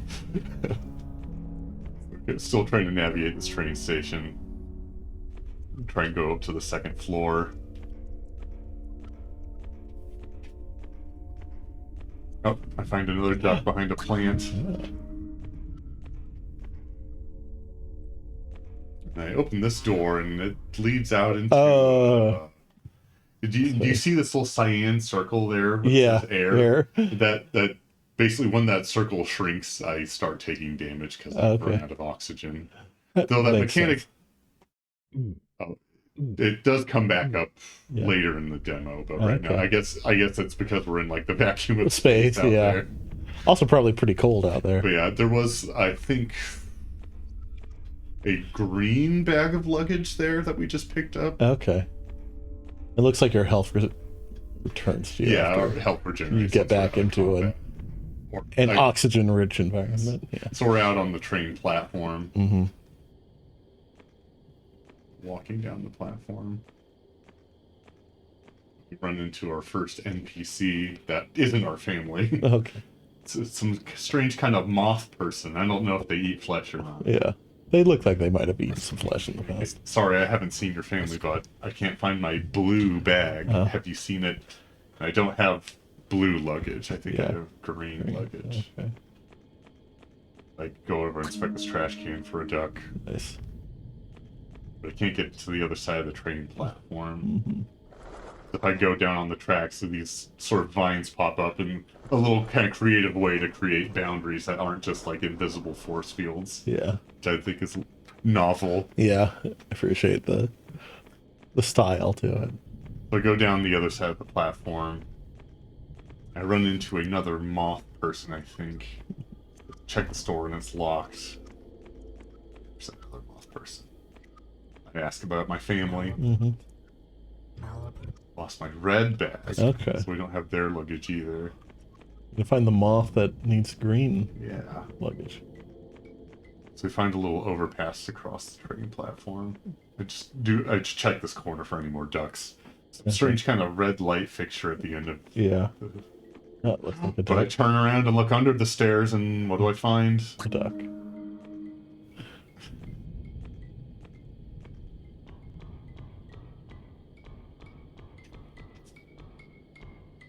Flickering light up Yeah. there. And of course it goes out. Yeah. See a moth down there. Yeah. Here's a third moth person. What color is your luggage? Oh, here's a tutorial to open our inventory. Lost his green bag. Open tab, the green ledge, click use, and they exchange it for a flashlight. Oh, great. And we, of course, came across a part of the train station we couldn't get into because it was too dark. Yeah. Get the flashlight, take a look at his wings a bit. Yeah. Go check for ducks. Yes, do a duck sweep. I think before I go back, I check out the rest of the side of the train platform. Another newspaper here. Fears of another 1859 solar event. Carrington event. Earthwide solar storm. And then we can also, in our notes tab, we can view previous notes we've seen, like the other newspaper article. Little light fixture there. There's something lit up down here.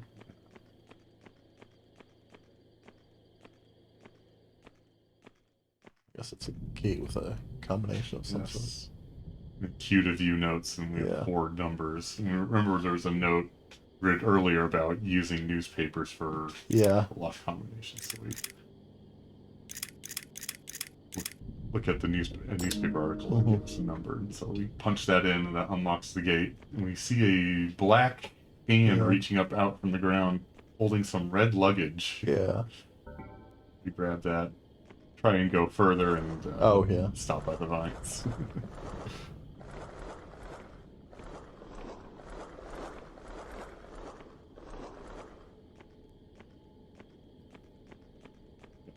The platform. Could be ducks. Yep. No ducks, so we'll skip ahead a bit till we get to that. Back to the train station. Okay. Oh, yeah. We deliver the red luggage, and he gives us a switch. Okay. Lever. Basically the same thing. Yeah. We can spring with shift. Cool. Oh, that clock's. The clocks aren't working.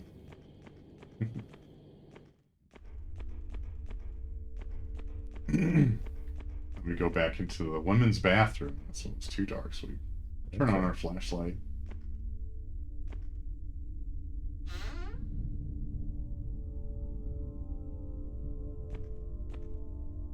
Stalls, and we can click and drag to open the stalls and also to open the lid of the toilet. And look in one of the toilets. There's a duck. Of course, there's a duck.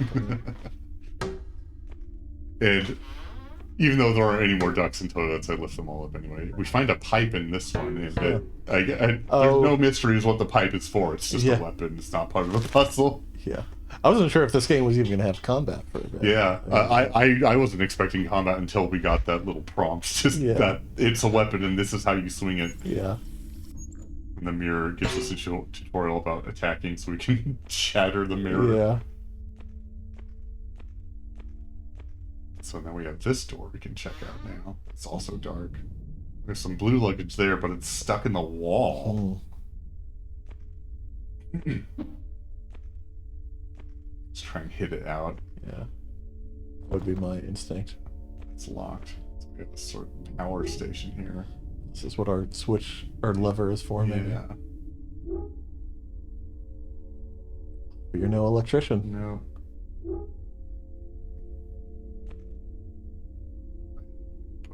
Lever here. Activate. I like how clicking and dragging is used to like activate stuff rather than just like a click. Makes things a little more tactile. Hey, look at that. And now it's stuck because there's a big scary face holding it. And it hurts us if we get too close, so we have to use our fancy new pipe to smack it out of his mouth. That's our last bit of luggage to return to our moth friends. Yeah, I wonder what this one's gonna give you. A gun? Yeah.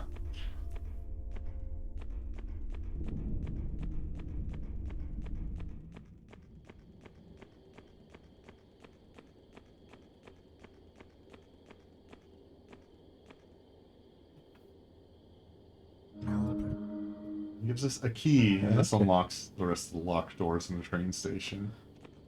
It's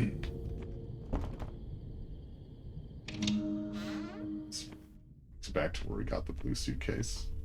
And there's one more locked door on the other side of the station. Okay.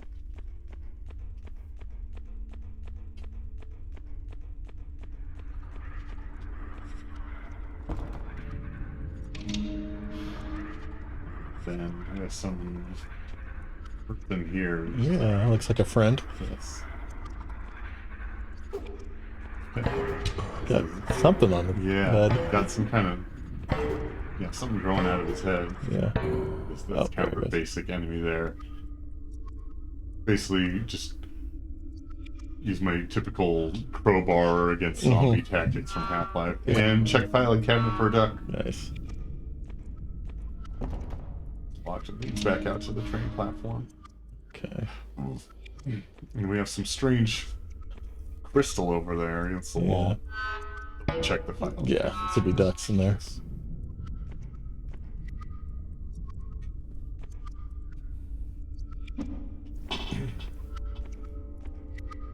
Break the crystal opens another portal. Oh boy. Oh, we have a drawing from our son. Okay. That matches our son. Okay. I think Sky is her wife. I think that's it. We'll find out. Okay. So we're teleported out onto the tracks that we couldn't get to earlier because of those breaks Yeah. on the ground. You know, we're in between the tracks and we can't. Do So we just have to go down this path. So whatever that is. Got Skybox really quick.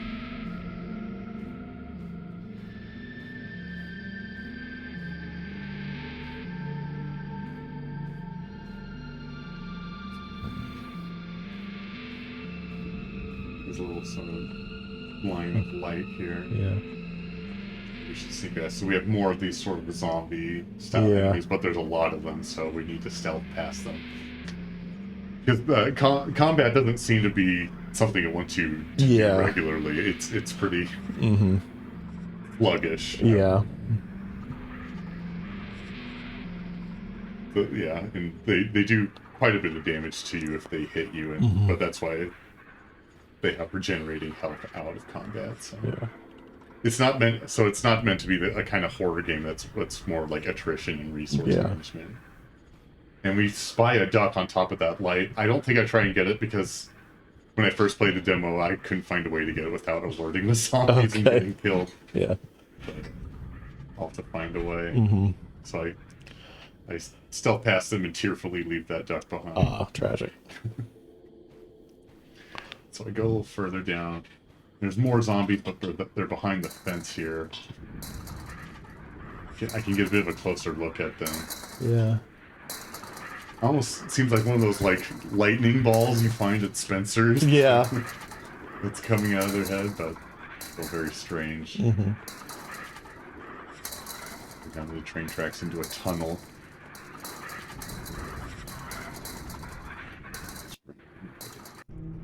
We're in the tunnel now. There's a portal to our right. Okay. Then we kind of get a dead end here. So we have to go through the portal.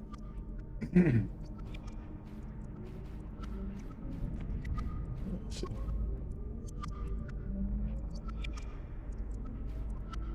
The other side of that obstruction. I go up here and look down so we can see the portal we just Okay, went interesting. I do like the way the portals bend space around. It's very through. very nice. So we see the end of the tunnel and we see another one of those red light fixtures. Oh,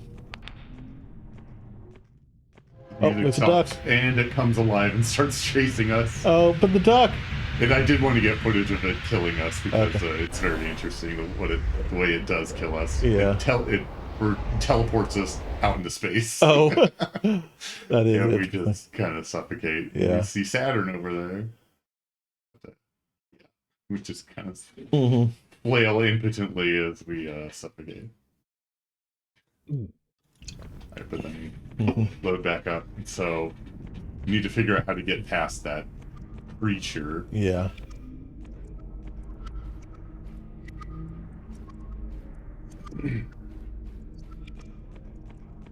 We kind of baited into the tunnel. Okay.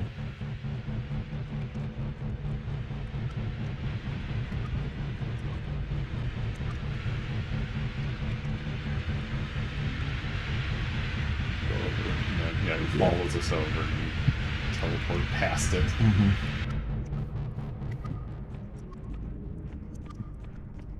And oh, Yes. make sure to pick up that duck. Yep. And, the bridge. We noticed the bridge is out. is out.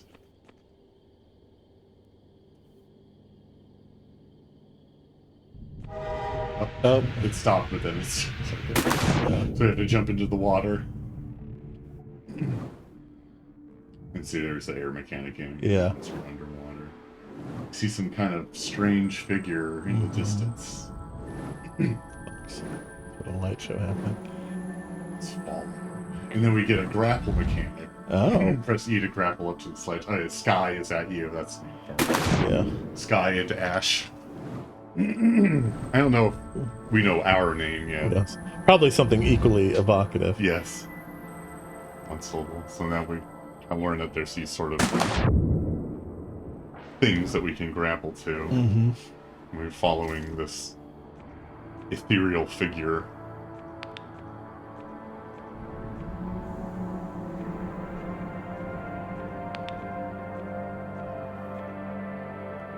Over this ledge, we learn a new ability that after we grapple, once we fall to the ground, we can press control to cause a shockwave. Okay. See that being important for dealing with enemies. So yeah, you see, as we move forward, a bunch of zombies teleport in front of us, so we grapple above them and then shockwave. Okay. An interesting bit of combat there. You see a few more grapple points there. Yeah. We do that once again.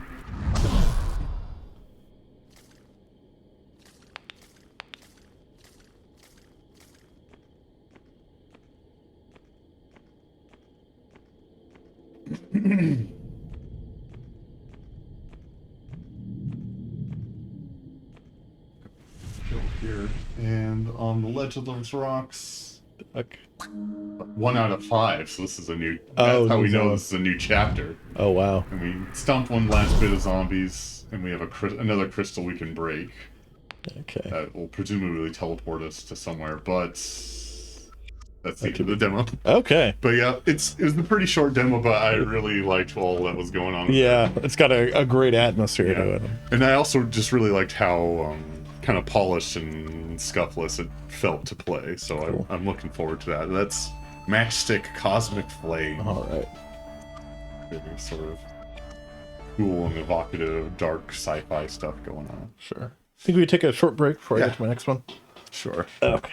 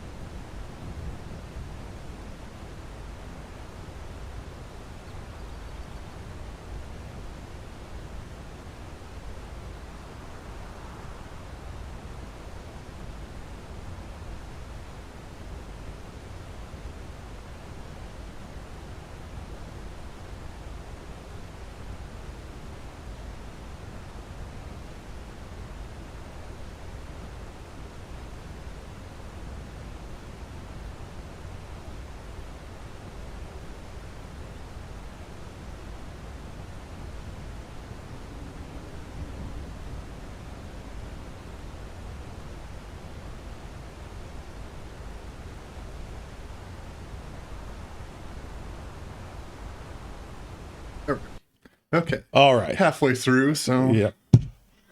We're gonna have a wild tonal shift, I think, from that last game, because my next pick, I think, I'm just giving it the title of the goofiest demo I played during Nextfest, and that's Sniper Dan. All right. So Sniper Dan, title Mike suggests some sort of first-person shooter. And I guess that is true, but this is actually a hidden object game, essentially. Nice. I was watching you play this. I was very tempted to try it myself. Yeah, oh, but I yeah. didn't want too much overlap between the Sure. stuff we played. But yeah, you yeah.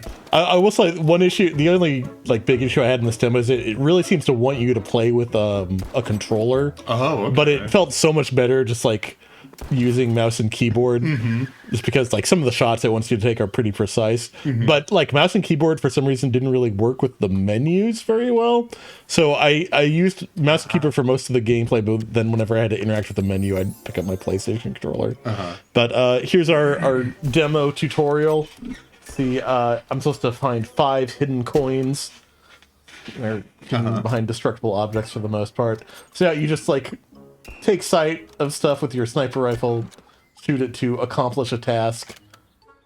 You have 3 bullets in a round. You have to rechamber after every round, and then once you spend them all, it takes a little longer to reload.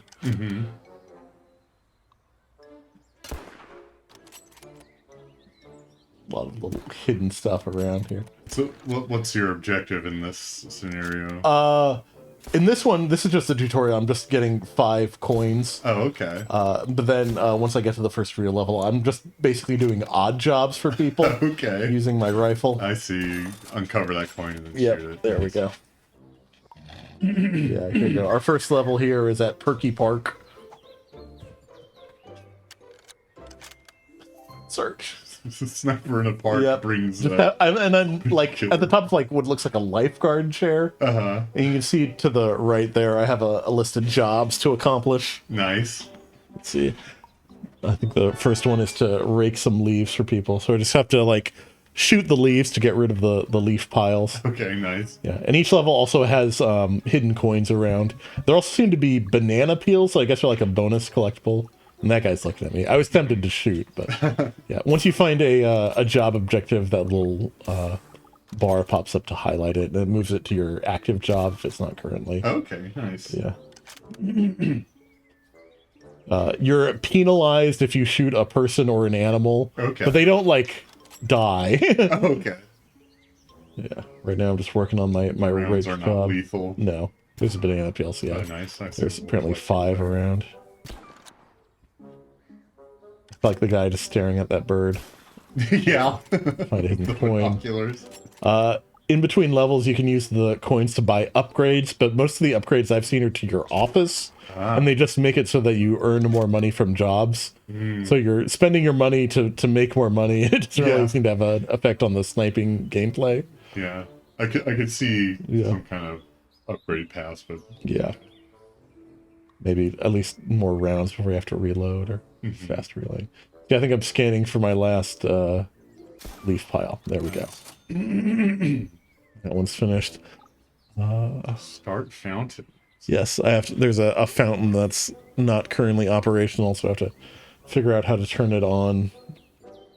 And I see there's some like valves around. Yeah, I see you can Yeah, adjust that's the guy. magnification. That's nice. Yeah, you have to shoot those and they spin and get going. I have to find some more valves. Oh, I found a banana peel.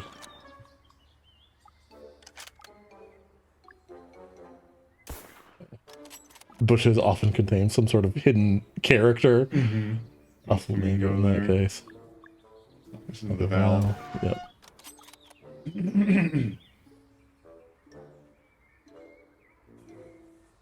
There's just so much happening in this scene. I really enjoy just watching it. It is like very much hidden object, you know, compared to like we both played through Lost and Found yesterday. And okay, so there's the last fountain, gets the platypus Definitely watered. Very novel twists on the concept of hidden object. Yeah, especially because you really have to avoid like blasting people. Like Yeah. And here's one of the tricky shots I was talking about. We have to push this guy on the swing. Yeah. There's this guy on the merry-go-round right in front of it. Oh, but we launch them off the edge of the world once the swing. Got a couple tasks left. I think I'm just going to let this first level play out because it's shorter than the rest of them. So right now I'm looking... I think I'm just looking for collectibles. But my last two jobs are blow bubbles and take selfie.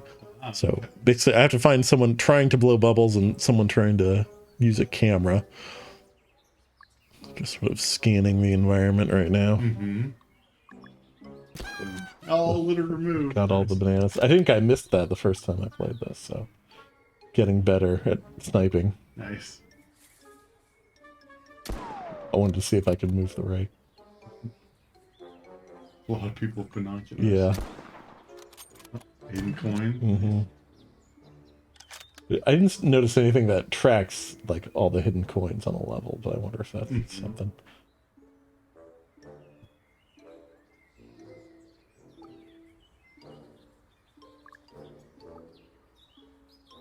Jiangxi there. Yeah. It was hidden in the bush, but I cleared that. Oh, there's the bubble guy. I don't know if I noticed him yet, but I must have missed it. But yeah, that is where he is. Nice. Sit-ups. Yeah, there's a guy walking his steel. Yeah.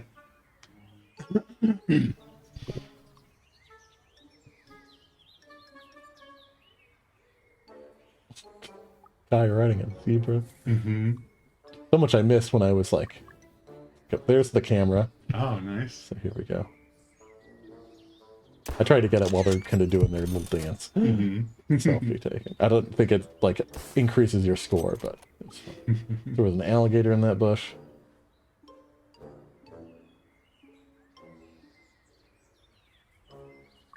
Here I noticed the bubbles. Yeah. Another tricky shot here, especially because he's waving it around. Yeah. I see your magazine down in the bottom there. There we go. I think that's our last job. Right, nice. I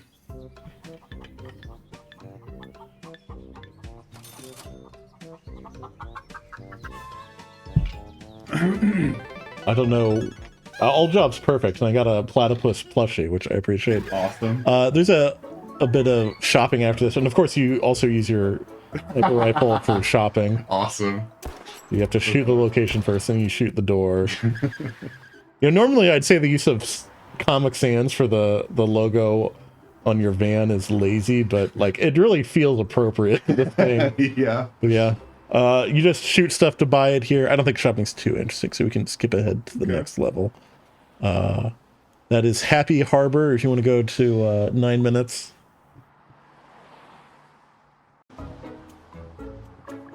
Yeah, shooting to unlock. Oh, I have to shoot the permit first. Shooting permit? Yeah. No, I should start to leave. And a big sperm whale there? Yeah, and you can't shoot that whale, but it does have a banana on its back, so gotta be careful. And there's my platypus plushie. To my left there. I think this level also introduces like timed jobs. Like here, to my left I have like a phone. So okay. I'll at some point get a call on my phone. I have to shoot it to answer. One of my jobs here is to just blow some barnacles off the side of a boat. Nice. Let me see if I can find when my job happens. Oh, you brewed the barnacles, but then the ship's on. Yep.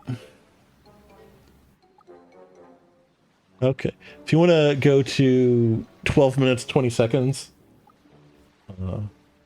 After I accomplish some number of goals.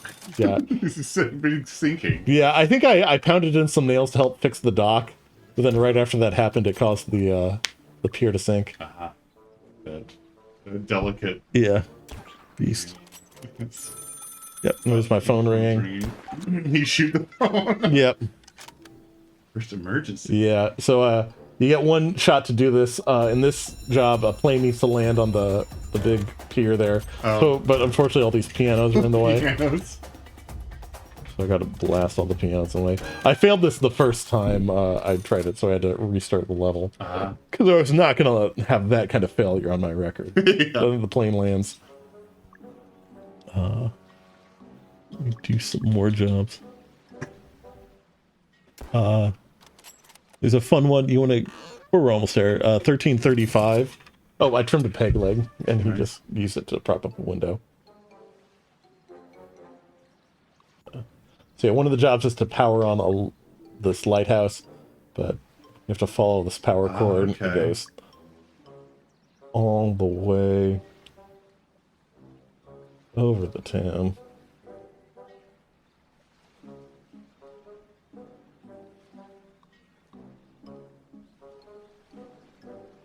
Trick to fall, but then it gets down to this little shack, and you can see a switch there. Nice.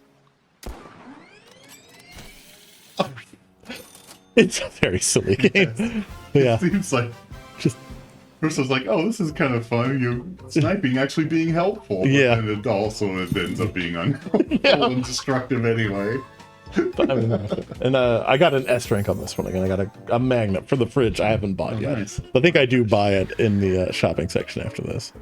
But then we unlock the second day for the harbor level. And that's just like, we just go back there, and it's mostly the same. It's just we have a bunch of new tasks. Okay. Some things are different. I don't think we really need to get in depth. If you want to go to, let's see, 1655, that's me doing like one of the first jobs there, and that's a fun one to show off. We have to, this lady's fishing with dynamite, so we have to stop that somehow. Oh. There's our dynamite. Being helpful. I was trying to light the fuse, Shot but the fuse, yeah. just have to shoot the dynamite. There we go. But No wonder. this is where we also get our first boss fight. Oh. So after I finish all the main jobs, and it takes me a little longer because they're a bit trickier here. So. I don't want to show off too much, so you can go play the demo too and find everything. But let's see. You want to go to 28 minutes? 28? Yeah. Don't remember what I'm searching for here. Yeah, I'm finishing off my last job. Let me see, what was it? Oh, I need to... Fish? Yeah. There's some lady fishing somewhere, and I need to knock her bait in the water, and I finally found her. Go. Hey. Oh, and I was clicking through, and I accidentally shot the whale. Oh no. But then a boss drop shows up. This giant prawn. The donut thief. It wants donuts. Super gun. I see. Yeah, so yeah. That's for your magazine there. Yeah. Technically a boss fight, but very simple. You see he's kind of reaching his wigglers down to grab some donuts. Oh, I see, yeah. Yeah, just gotta blast them. Nice.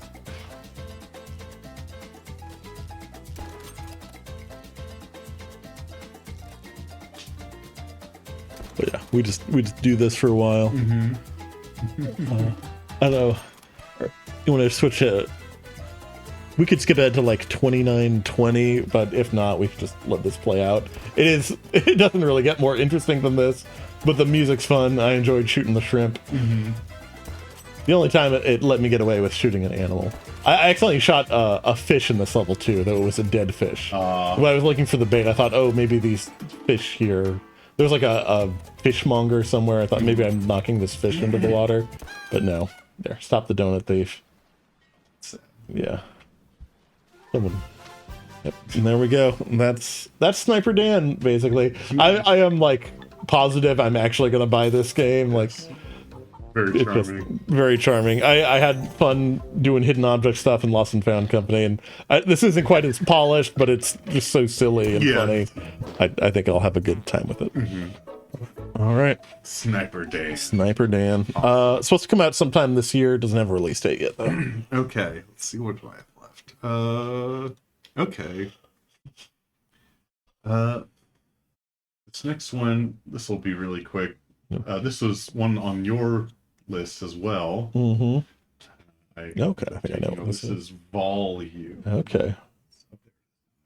I'll try to get through this quick because the footage is quick. Because, Yeah, this is a fairly short demo. Yeah. And unfortunately, I could not figure out a way to reset my game to get the tutorials going that's too again. bad. So I'm just playing through all the levels again. Okay. This is basically like a first-person parkour style platformer. Yeah.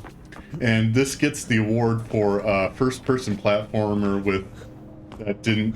That's like the only one that didn't have like annoying esoteric controls. Okay. Because I tried out a few other platformers, and for some reason, like one of this like these like control schemes, I assume to kind of adjust like the skill ceiling. Yeah. But that were just very weird and clunky and annoying. Like there's like one that was seems like it was designed around like Half-Life speedrun tech. So in order to like get enough velocity for like jumping across gaps and stuff, you had to like strafe at a very particular angle while bunny hopping at a very, very particular cadence, and it was very annoying and frustrating and not fun. But this, on the other hand, the controls are very straightforward and extremely intuitive and very like smart context-wise. Yeah. So you basically just run and jump, and if you jump against the wall, you wall run. You can crouch to slide, and you can, if you jump to a ledge, you'll mantle on top to it. And that's really all you need to know. I don't think there's even a sprint button. You just move at this speed normally. Yeah. That sounds But right. it has, like, the controls are really nice and tight and smooth. The gameplay's fun, but also the level design is just really cool and evocative. And as a sort of like brutalist mega structure kind of art Yes. design. And it seems like there's apparently a story to the game, but it's just very like, I don't know, like kind of piecemeal. Yeah. Very minimalist too. Yes, I think one interesting thing I think about the sort of story delivery process is that these levels are meant to be sort of like time trialed. Yeah. So you're kind of routing your way through the quickest way possible, but most of the story elements are kind of like off the beaten path. Yeah. So in order to experience it, you have to kind of get out of the sort of speedrunning mentality and instead just explore. Yeah, which is interesting. Yeah, I kind of like that. You have to take a different approach through the level to kind of get a sense of like get a narrative sense of it. Yeah. But if you want to just enjoy the level from like a pure gameplay sense, you can speedrun through that, and the story is supplemental. And there are like NPCs in some of the levels. I think I do get footage of a couple of the NPCs I run into. I think they're the later levels, though. Mm-hmm. I assume there are some in these earlier levels, but I didn't get around to them. Oh, we have a cat. But yeah, I just it just felt really good. Yeah, to play. this game just had a great feel to it. Mm-hmm. I think this developer might have another game kind of like this, or maybe some of these elements. I know they have another game with this art style, but I think it's more walking sim. Okay. But I'm not sure. I It does think, feel like something they've been refining for a while. I think this was one of the more popular demos on Nextfest. One of the Nextfest videos I watched also talked this one up quite a bit. Nice. That was after I'd already played it. I think it got a good amount of notice. I think this is still the second level. This one's pretty long. Yeah, the levels do start getting longer. Yeah. Just like more interesting design. Yeah. What are you talking about, Daisy? And you immediately get to see your place on the leaderboard. Yeah, there you are. I'm just below G-Man 7470. Nice. Right. This third level, I always struggle with the beginning of. Yeah. But I do think there is an NPC. This is the first NPC I get footage of. You jump into this window instead, you turn a corner, and there's this large man in a bathtub. Yes. Gerard, our friend. Yes. He thinks we look tired. Yeah, we are, probably. Yeah, probably. All this parkour. It seems to be some sort of like dystopian environment, and we're like, I forget what we're trying to do. We're trying to do. Our family has had like their ration cards cut off for some reason, so we're trying to run towards the like government center or something to try to get that fixed. I get caught in that little pit. I kind of try to wall run myself out of. Yeah, I think this one really took me a while to get through. I think it's the trickiest one. Yeah. Also starts being more of a puzzle, trying to figure out where you're supposed to go. Yeah, I picked the wrong direction to go here. Ooh, I should have just followed the ghost. There's a ghost in each level as well. Yeah, but also it's like fun to explore these levels too, but that's what you'll find. Start here. Yeah. Restarting is pretty generous, I think. Yeah. There's several checkpoints on each level. Mm-hmm. I think at one point I had to do like a manual restart and it just took me back to the beginning of the level. And I think really generous checkpointing makes sense because the people who want to like Yeah. test their skills on the leaderboard are just going to manually restart the level anyway. Yeah. You don't need to enforce that difficulty on people that don't want it. Yeah. Sliding down here, and this is the end.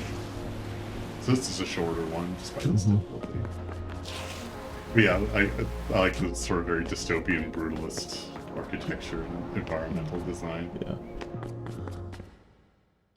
Yeah. Take that, Wild Bryson. Yep. Up to the 13,000s now. I think this is the fourth and last. Yeah. I do run into the NPC in this one. Oh. I think it's just a guy hanging out kind of Yeah. between some pillars. He's talking about Bangkok. Oh, yeah. So this is our... Yeah, this our is Earth. Like, yeah. Oh, yeah, we got those vents little that bounce blast platform, you. yeah. Just trying to get some environmental mechanics going. Yeah. Beyond just like jumping in ledges and walls. A nice way for the demo to introduce potential design space. Yeah. I remember at this point I was really trying to struggle with where I was supposed to go before I found this. Yeah, map. it does get a little ambiguous later on here. I think that's fun to I work think out where. this is where I run into the second one. I see. Yeah, it's through that door there. Yeah. So I can take a detour just to get footage of it. You move so fast. It's hard to get to... How's Bangkok? Interesting, right? Sure, Bangkok's very interesting in this world.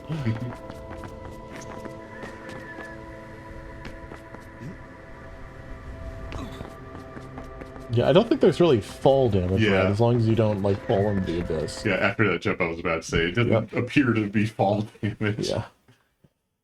And that's volume. Yeah, it's very cool. Very cool, yeah, definitely. And a lot of want to check it out. fun to play. Yeah, I'm looking forward to both more levels and see where that story's going. Yeah.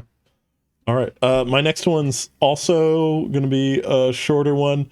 I'll give this one an award for game I'm happy is on a system I have access to, and that's Life's Too Short. All right, this is a demo I got tuned into from the May or May Not Discord. Oh, okay. It's easy to see the overlap in interest. This is very much a cozy, cute sort of game where you're helping monsters sort out their personal problems. You play as this ghost. Okay. And apparently there's these two vampires who live in this mansion who have had some sort of falling out. How are you going to interact with anything without hair to manipulate? Yeah, I don't know. I don't think they have a... I forget what the thing was you got to be able to communicate with ghosts and may or may not. Oh, yeah. It's like the first device, thing you build, yeah. Anyway. We'll do it, but yeah. I just checking around on all the pumpkins and spooky trees out there. But yeah, I go into this mansion. This game was originally on the Playdate. Oh, really? The Playdate console? Yeah. I didn't know the Playdate had color. The version on the Playdate doesn't. Oh, okay. So, but after the Playdate release, it was, I guess, fairly successful for that. It has like 2 or 3 sequels. Okay. But the developer decided I'm gonna put this on another system so more people have access to the game. So they ported it to the Game Boy. Oh, right. And made like physical cartridges. Like physical cartridges? Yeah, for the Game Boy. Or I imagine there's ROMs too for Game Boy emulators. But after the Game Boy release for all the games, they finally decided to remake it with color and put it up on Steam. But yeah, it's very cute. There's just some puzzle. I just found a big key. This demo is very short, so I might just let the whole thing play. Yeah. We'll see. There's this suit of armor here that has 5 slots for gems. And I do find a few gems, but I don't think I find all 5. I don't know if they're all 5 are even available in the demo. So I don't manage to accomplish it. There seems to be sort of seeds for puzzles that maybe you'll have to finish in the full game. This is a witch's room, but she's either trapped in the painting or just hanging out in the painting. I'm not sure. But she's also got a cold, so we need to find some medicine to help her out. Cough, cough. Well, cough. Well.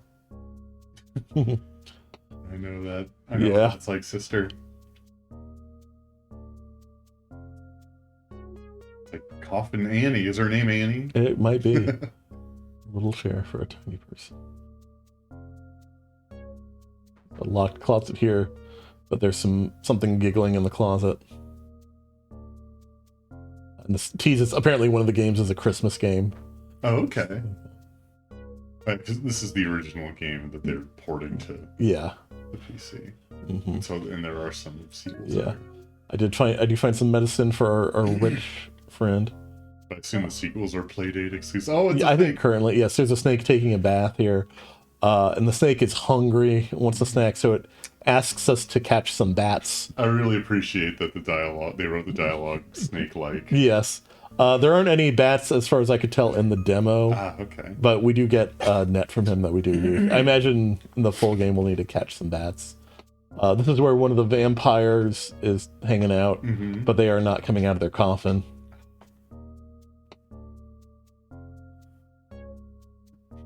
Apparently the female vampire has been nagging this guy. Oh dear. That's what's led to the deterioration of their relationship. There's a mouse in that hole. In my first playthrough, I did something awful to that mouse and never found out if that was something I was actually supposed to do. No. But maybe there's like a juicer at some point, and I juiced the mouse Oh to get goodness. some mouse juice. I don't know if I don't think the mouse survived the process. It doesn't really. Yeah. It's not really clear. But there's some spiders in the kitchen who are guarding stuff I need access to. I found something. I think it was a fork. I do need a fork for some puzzle. I just Or a noticed the knife. bear rug was like Yes, the bear rug is raising his eyebrow. animated. Use the big key to get in here. This is the dining room. Ooh. Table's all messy. But there's a fork and try to go around examining everything, but I might. There's so many paintings up here.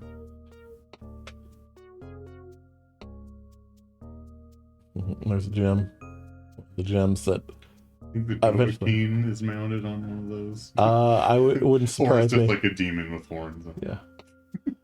It wouldn't shock me if it's a reference to something. Examine all the paintings for hidden jokes. Mm-hmm.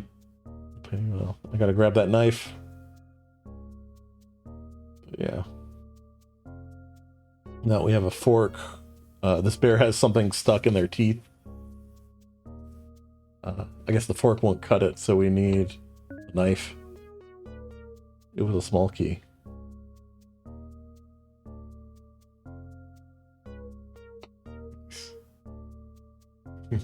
Oh, so the bear rug is talking to you. Yes, the You bear did a rug is little alive, quest for it. and it can talk. But yeah, it just, he had something stuck in his teeth. I needed to find something to get it out, and it turned out to be a key. Take the cough medicine up to the witch here. Oh, good. Now she's stopped coughing. In exchange, she gives us a broom. Oh, nice. Coughing occasionally, but much better. Yes. I couldn't exactly remember the solve path for all this, so I thought, oh, I can use the broom to go clean the dining room, I think. Because it's messy in here. But that doesn't work. Then I remember what I do use the broom for. Of course, you use brooms to swat at spiders. Ah, sweep those spiders away. Yeah. He's got a broom, run! Okay. And this is where you can juice the mouse, but Okay. I didn't do it this time because it just seemed Yeah. unnecessary. Let's see. Yeah. I think my guess was maybe if I gave like one of the vampires mouse blood, maybe that would work. Uh-huh. And I can't juice cheese for some reason.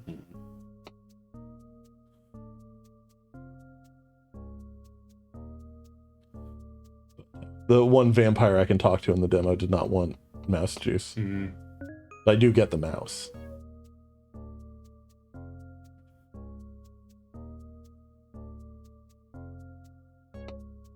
Oh yeah, I tried to give the mouse to the snake, but the snake only wants bats. I think this was just something I didn't try the first time I played it, but I wanted to see what would happen.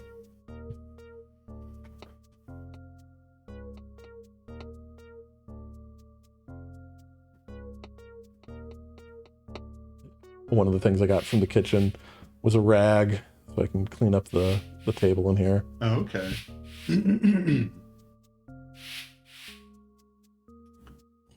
Okay. I thought all that food was like stuff for dinner, but I guess it's just water. stuff they've left behind. Mhm.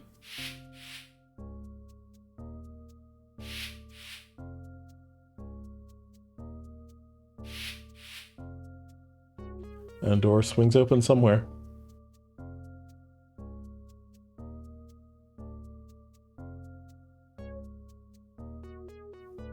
I forgot where exactly. But I do remember I hadn't used the small key yet, so I wanted to go do one last thing.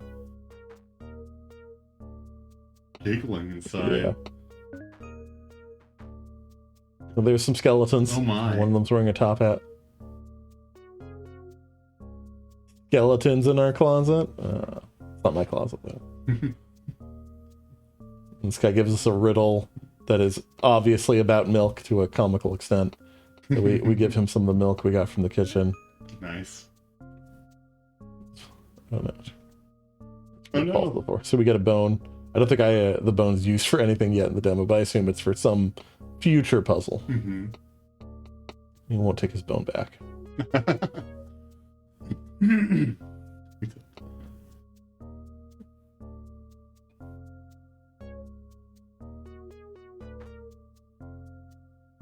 Thought that was the door that was going to open, but it turns out it wasn't. The vampire's still pretending to be asleep. Oh, and the waiter there, or the butler, if you're stuck, you can ask him for a hint and he'll kind of point you in the right That's direction. nice. He's Madame Pastrami. Yep. There you go. That's the door that opened and takes us out into the backyard. And that's the end of the demo. Nice. Short little one, Yeah, but it's very cute. Seems charming, Yes. and I enjoy. I definitely sense the Maynard energy. Yeah, enjoy everything on display. But definitely something I'll check out eventually. And that was Life's Too Short. Okay. Let me see if it has a release window. Sure. Yeah, I should have marked down the release windows. I've been trying to. Just coming soon for this one. Okay. But I know the developers said they plan to bring all the games over eventually.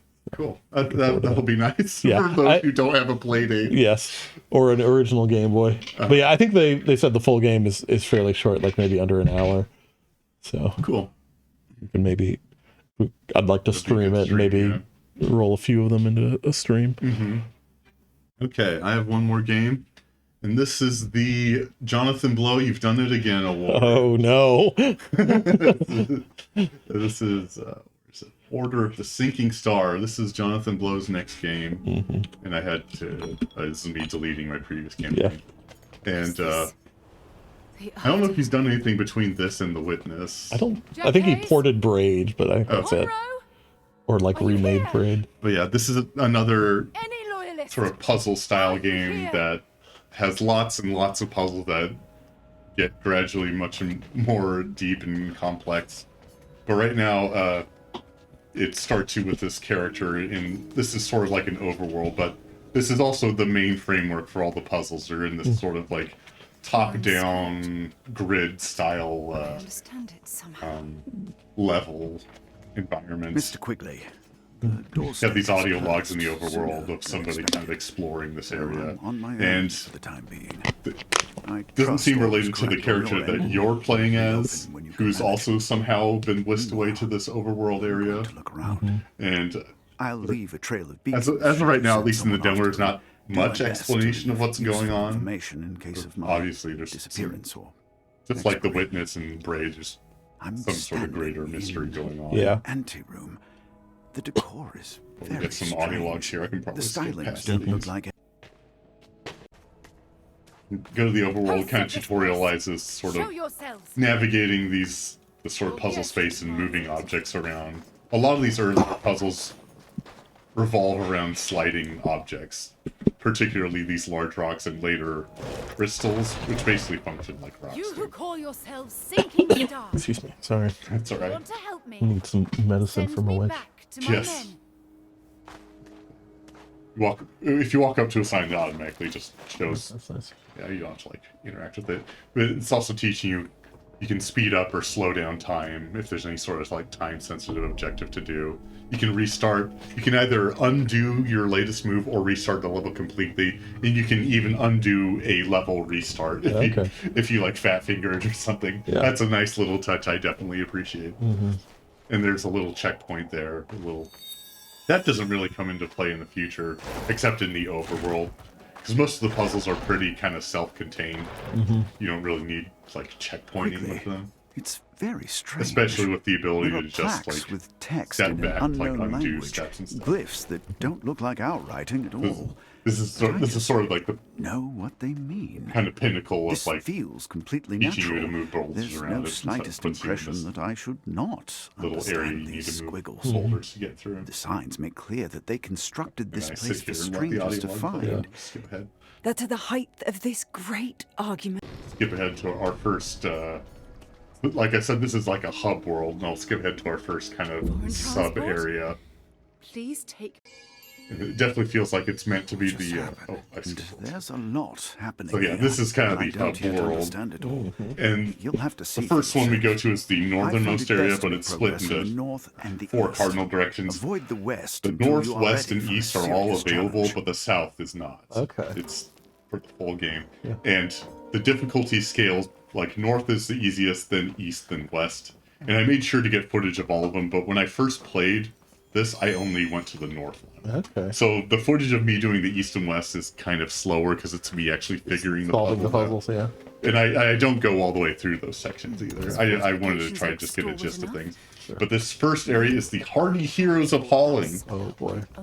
So each of these sections seems to have its own kind of self-contained story, both self-contained story and sort of like puzzle conceit.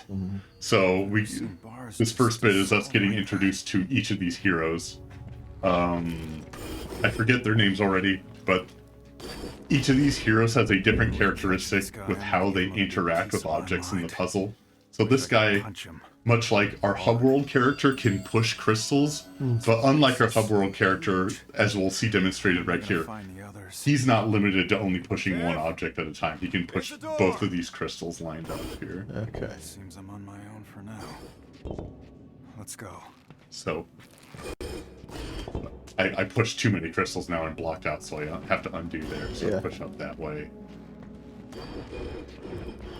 With that big row of crystals I can push, but now I'm blocked, so I have to undo that. So.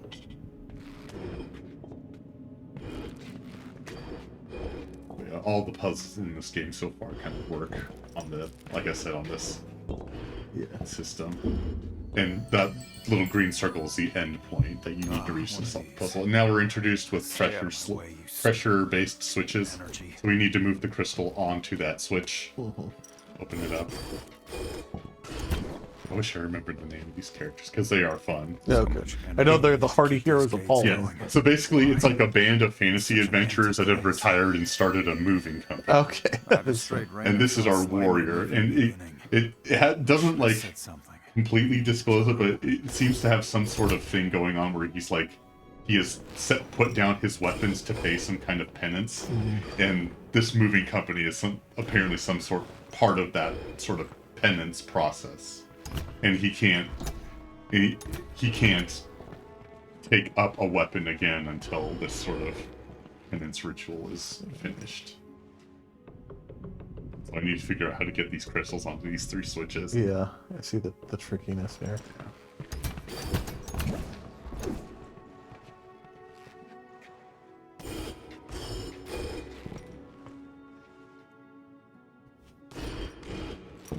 See the gears turning in my head. Yeah. Tiff should see this hall. It's so bright and Tip will shiny. be the next character. I hope that girl's okay. I think I saw like a Master Renaud or something in the dialogue. Yeah. Might be. Or might have. back to the hub world, and we have another chain of puzzles here. And this is Tip. Okay. And when I first played this, I got very confused. My own for now. I couldn't figure out what her deal was. She can't push crystals, as you see. And I was running around. And then until I got up to a crystal and walked away. And she pulls things. And she is a thief, which really fits thematically, because if you're next to an object and walk away from it, she will pull it no matter what, regardless of whether you want to or not. Yeah. It's great. So it's a great way to kind of illustrate her sticky fingers, as it were. You really have to consider your movement quite a bit. Yes. The tip is very fun.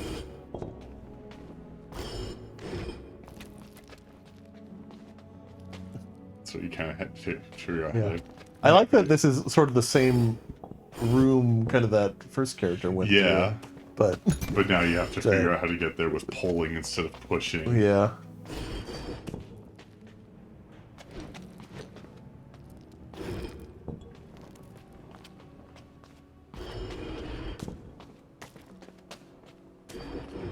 Russell's going with you. And typically at the beginning and end of each level, you'll get a little bit of dialogue by each of them. The architect must be a slight deranged. Wouldn't mind to know him. We have that one switch that opens the exit, and then that one crystal there. Yeah. And we need to get all the way over there. Come along, Crystal. This one Friend. takes a Leave little somewhere while. you need Yeah, to go. I bet just moving this thing around. That'd be precise. Oh, we get it on the switch, but then we have to pull it off the switch so we can get on the other side of it. Yeah. And then we walk all the way around to the exit.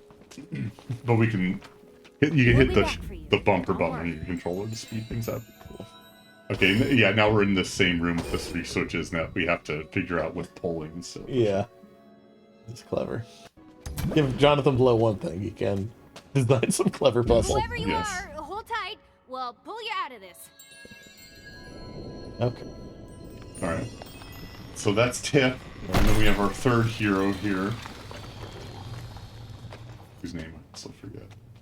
But they are a wizard, and they're definitely the most interesting mechanically.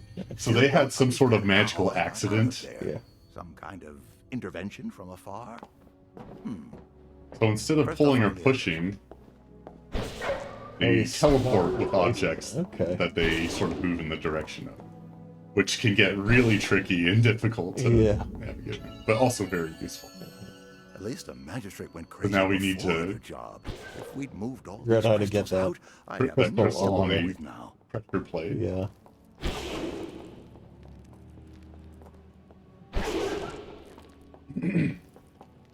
You got to be careful. Even more than Tip, you have to really be careful about how you move with him. Yeah. Very often I'll accidentally teleport stuff that I didn't mean to, and you have to use the undo button. There we go. Tiff, And those where are the 3 you? main heroes, but later in the demo I didn't get footage Arranged like an of them, but improvised it gala introduces or 3 trophy more room. heroes. Okay. Variety of Interesting. colors. He really likes colors? I need to... So I have 9 switches here, and the 9th crystal is behind that switch there. So I need to activate all the switches, but also be in line of sight with that crystal to get it to teleport. So, Yeah. but now I can't move back onto that switch because I'll accidentally teleport. So yeah, once I'm on that switch, that's how I get. Strangely cut, they felt lifelike, almost possessed. And here's the 3 switch room I was in again. prison but a few hours. I'll find the Valens is the... He'll explain himself. I can't remember exactly this guy's name, but I think it started with an I. Yeah. Isidore or something like that. That sounds right.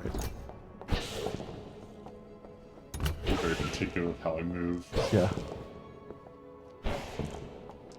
I have to, yeah. There we go. That magistrate. We were so professional. So it sounds like He was so they were incredibly hired by a rude. magistrate to move some things of his, but then, for some reason, without explanation, he had us all jailed in a dungeon that we had to break out of. Rude. So we have to figure out why that was. Okay. Spoiler, it involves Tiff. Oh, Tiff. Sticky fingers. second chapter of Heroes of Hauling. And this is sort of like a little like a fast travel system within the hub world. Okay. Those little kind of sun-shaped spaces.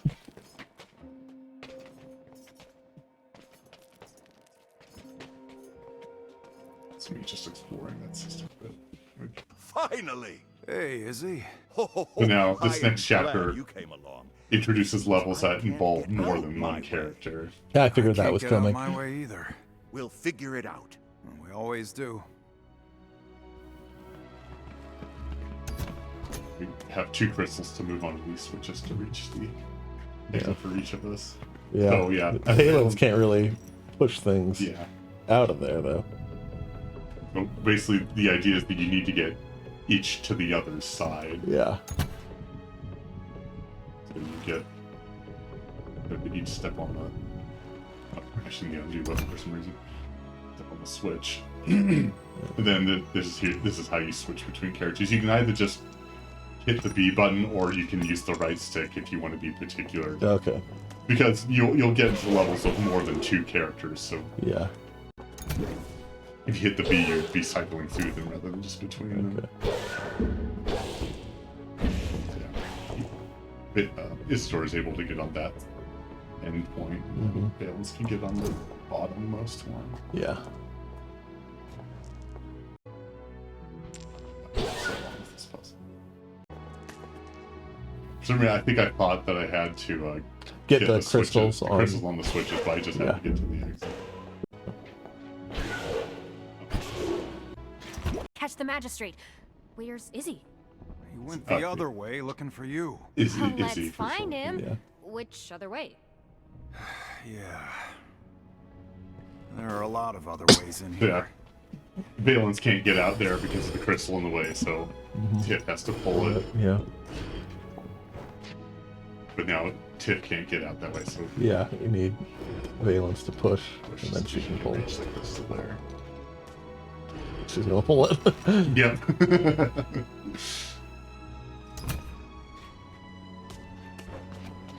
Switching to Tiff.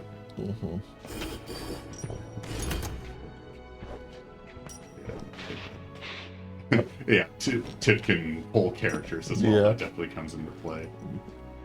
So Valens has to push that crystal. Even when we find Izzy again, turn then what? around. We just Tiff can leave? pull it. No harm done? I know where that magistrate's going. We've got to catch up. Tricky there. Yeah. Oh, then pull. Okay. We just need to keep heading east. Oh. Okay. How do you know that? When he locked us up, he was dressed for travel. And about his neck, You were eyeing his jewelry, of course. in addition to the necklaces he wore the other day when he hired us, a new Yeah. distinctive leather cord. Oh, key for a locker? A locker in the crawler? The She pulls crawler. Valence. Let's go get that stupid magistrate. Let's go get that. I mean, he's not stupid, though. I mean, we don't like him. Everyone has redeeming qualities, though. Oh my god. Oh, Tiff. And then I told him we need to Izzy get out and of this Tiff. Yep. echoey, lonely place, then head to the passengers' retrenchment for the crawler. Oh, that's where we're going? Didn't I say? Oh, I did now, I guess.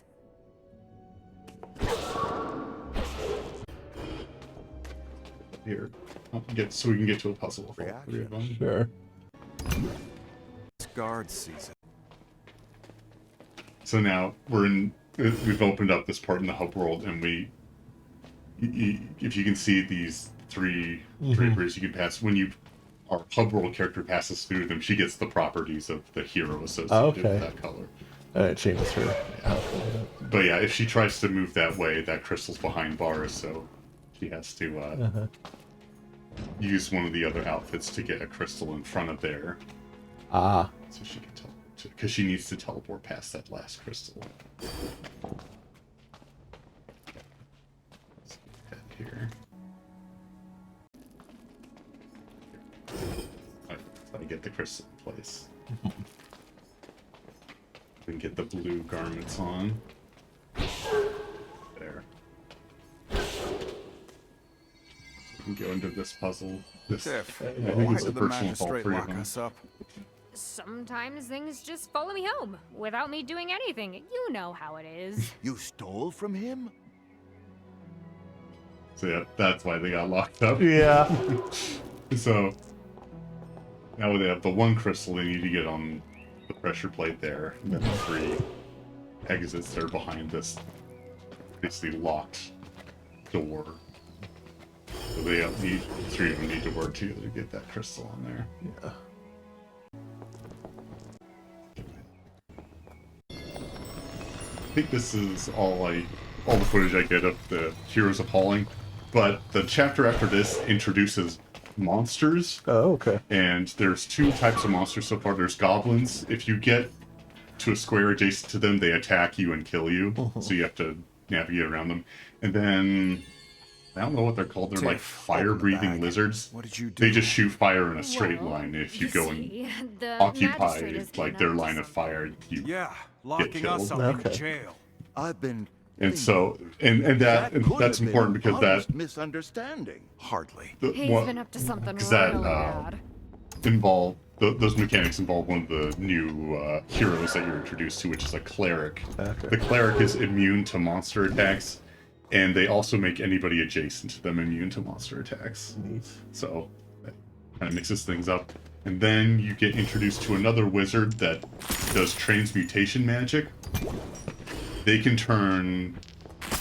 change an object into 2 different forms.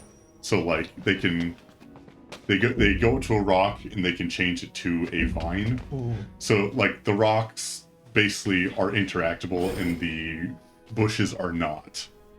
So that comes into play especially when they have shared levels with like Tiff and Isidore. Yeah.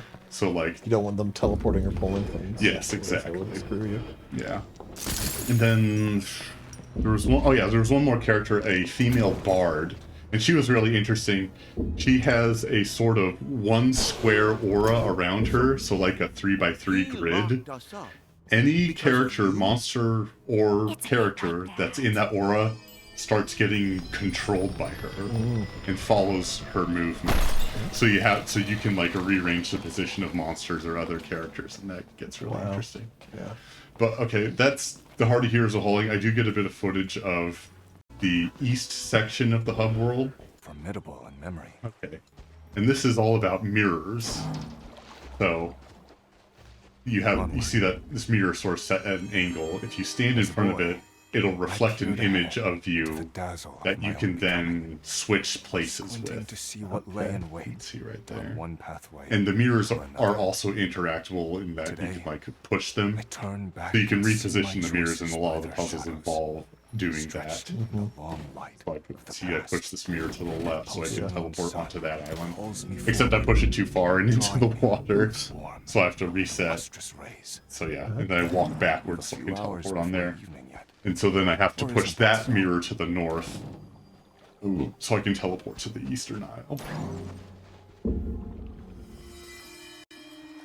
Not bad Yeah. so far. I've been so worried. So now was we're also introduced to formidable again in to memory. sort of movable rocks. Decades of buildup. I was but a child. I don't know much about what's going on with the story here. He's talking to some sort of like female voice that doesn't seem to be in the area. Some sort of thing going on with magic mirrors. It's mostly just focused on the puzzles here. And then Get further in. things start to Doubtless get they are fresher. complicated when you start to get areas with multiple mirrors. Let's see if I can skip ahead. Risk of time. Mirror idols. Yeah, and they start to introduce those mechanics in the overworld, just like with the Heroes of Decades Hall. past. Yeah. Unproven in There. Let's see if I can get to multiple mirrors. This is also kind of where I had to stop because the puzzles are getting a little too difficult. I for bet, my brain. yeah. Time for those. Oh. Did I not get footage of it? Maybe. So, there are some later levels in the mirror area where there are more than one exit point. Okay. So what you have to do is you have to arrange the mirrors in such a way where you stand in between the two mirrors, so then when you switch places, it clones you. Okay. So now you're controlling two characters simultaneously that you need to get to those two exit spaces. Wow. And then I take a bit to check out this western area, and this is the highest difficulty area, and I didn't finish it. Ugh. It's called The Promise. But the idea is that there are these different machines in this area that are powered by crystals that you can pick up and put down, and they each do a different thing. So let me see if I can skip to where I get a crystal. And they introduce a mechanic where you can zoom out and kind of view sort of the greater area, so you're not because right now you can only see the tile that you're in. Yeah. Oh, hey Daisy. Okay, so I put a crystal into here and into this little area, and it creates this sort of like 5x5 aura that activates any devices inside that aura, which activates this red device on the top left here. And that red device, I think, unlocks any sort of red doors in that same aura. You can see it's shooting a red beam outwards. And then I can pick up the crystal, and I guess the door stays open. And now we have this sort of green machine, and that lets us phase through solid walls. We have to be careful, because you can go north and south despite it being an east-west beam, but if you do that, you kind of get stuck in soft lock, so you have to undo. And this guy can't push crates either. Okay. Oh, yeah, I see. Yeah. Skip ahead a bit. So this yellow beam lets us destroy boulders that are in the beam's path, or other objects that are destructible. But yeah, I think there's a point in this kind of area that has a place to insert a lot of crystals. So I think the idea of this whole zone is to somehow get through all these sort of minor puzzles to collect all the crystals and then deposit them in that one central room. Okay. But I never got that far. I just kind of wanted to get an idea of what this section was about. Okay, so this cyan beam gives you strength to move objects. So it's kind of reintroducing some of the mechanics from the other areas, but within a sort of different, more complicated. Let me see if I can get footage of. So there's an elevator you can take to sort of a subterranean area, and so back a bit.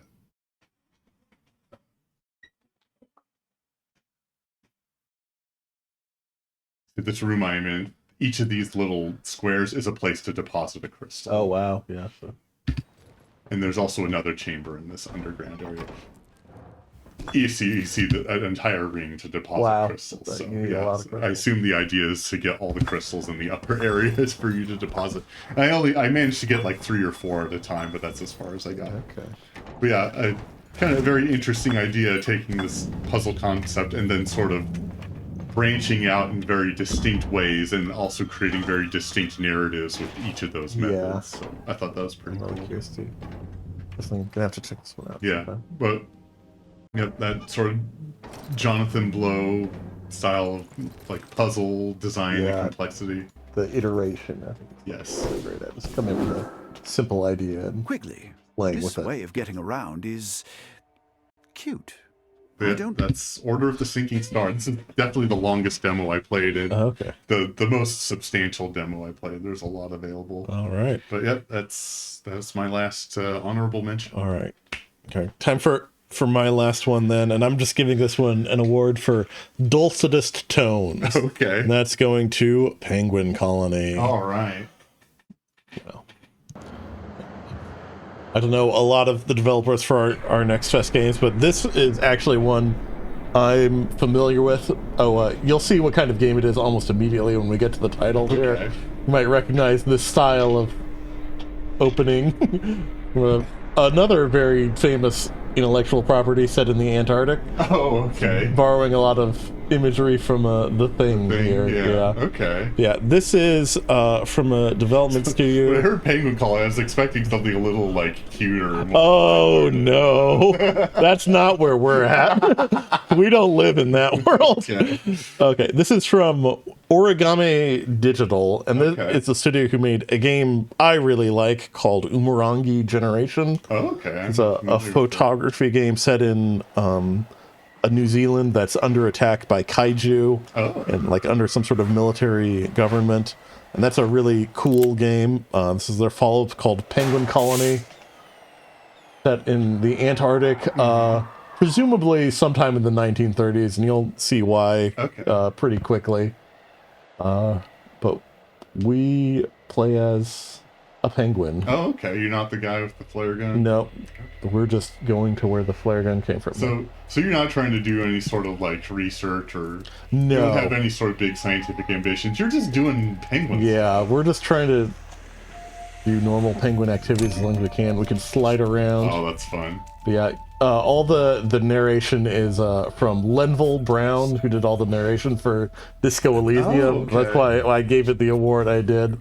Nice. But, Yeah, dulcet tones, yeah. And there's a lot of narration in this game. So you'll basically be kind of just wandering around the Antarctic while you're getting told a story.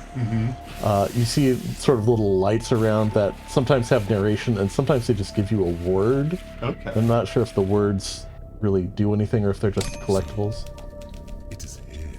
Yeah, we're at the South Pole penguining. And we can actually switch which penguin we're in control of just by walking up to other penguins, hitting a button. And I think there's not a lot of like puzzle solving in the game, at least as far as in the demo. But I think there might be some, because there were some collectibles I missed because my penguin didn't seem up to the task. And I was wondering if I could switch to a different species of penguin that maybe had like higher jumping or more stamina or something that could have gotten me some collectibles I missed. But yeah, right now I'm just penguining around. Let me see if I can get to... If you want to go up to 3 minutes, I start getting into some human settlements. Yeah, that's a 3-minute mark. Okay, yeah, here we... Chinese don't drink stamina. Yeah, that colored circle you see sometimes is our stamina, and like jumping drains it, and if you're walking on like surfaces that maybe are too steep for the penguin, like see that collectible just gave me a word. That was wild. Your stamina will start draining. The research station. Still exists. The expedition had multiple objectives. Yeah, see. It's shrinking. And then you see kind of a collectible up there at the top of some crates. That was the one I couldn't figure out how to get. I was wondering if, I think this big penguin doesn't have like very high jump. So I was wondering if maybe I had a smaller, maybe more dexterous penguin, if I could have gotten it. But I spent way too long trying to get that one collectible, so I think I might scroll a bit. Sure. See if we can get past it. But yeah, I do get inside that building though, well, in my search. I want to go ahead to 7.5 minutes maybe. It looks like I'm just zooming around a penguin and get to the next section of the map.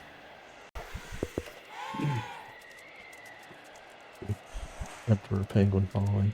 You see, this penguin has a lot of stamina, but yeah, like very little in the way of jumping.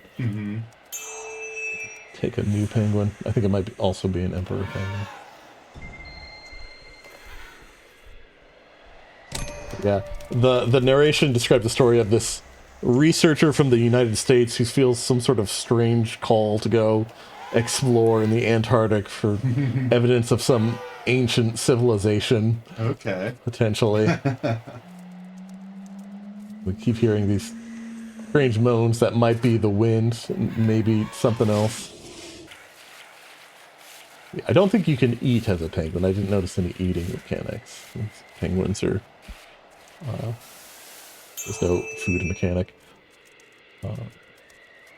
You do have a focus button, and that focus button kind of like orients your view up to where the flare was shot from. But then we also get this tutorial here that tells you to let the wind guide you, because that'll kind of show you where the next destination you should be headed is.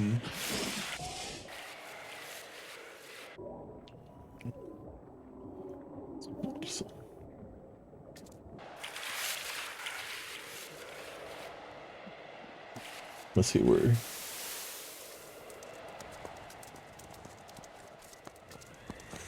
For the most part, we're just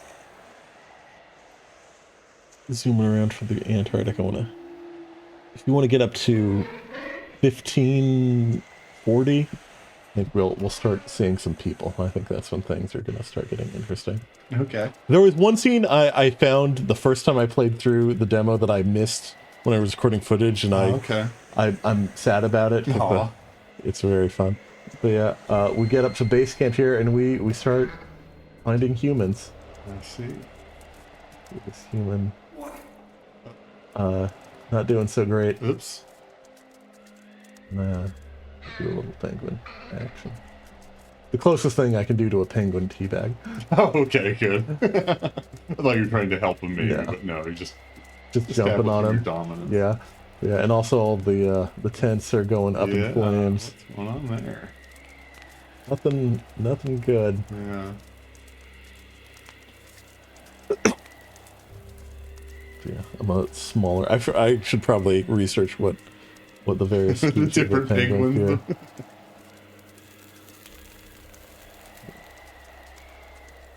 We're seeing much more of the research camp and evidence of what exactly has gone down. Although we're just a simple penguin, we don't really understand what's happened.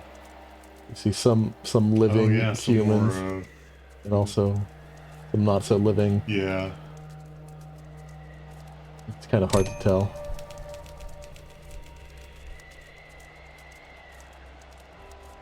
Yeah. For the most part of the demo, I think you're just kind of wobbling around getting told the story, but based on the trailer, it seems like things might get meatier as the game progresses, but we'll have to see. Can you get to 1840? I think we'll get some more. There's like a cutscene coming up there.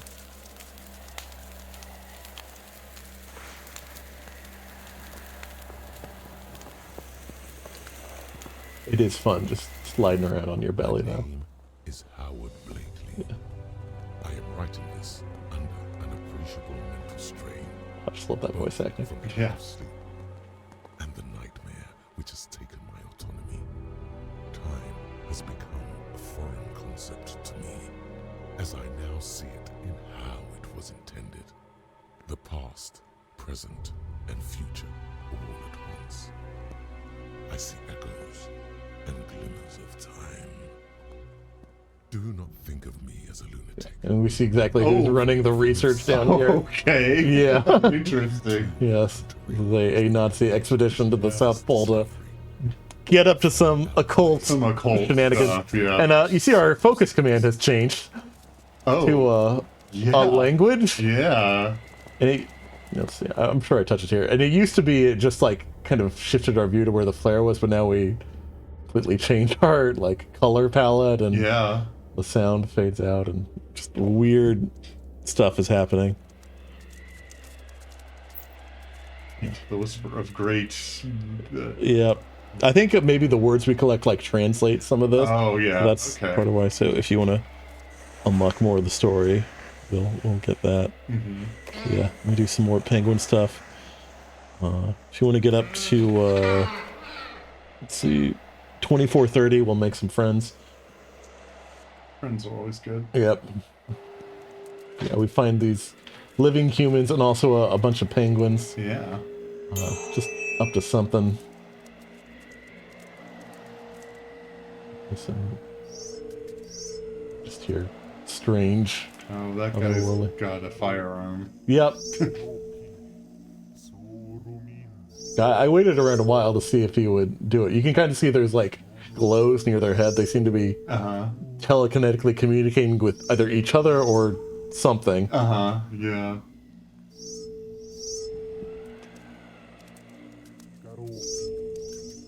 We spin around and we see their faces. Oh, yeah.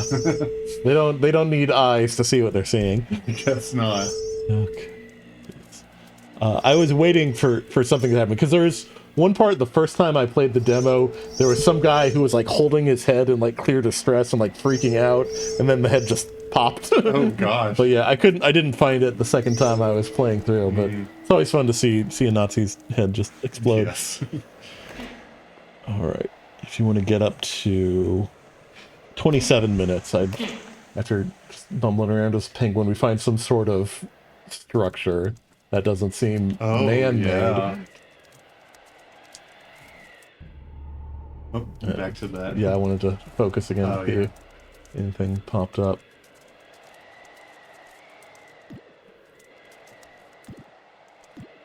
Also, at this point, clearly some sort of take on a Lovecraft story here, but I think just...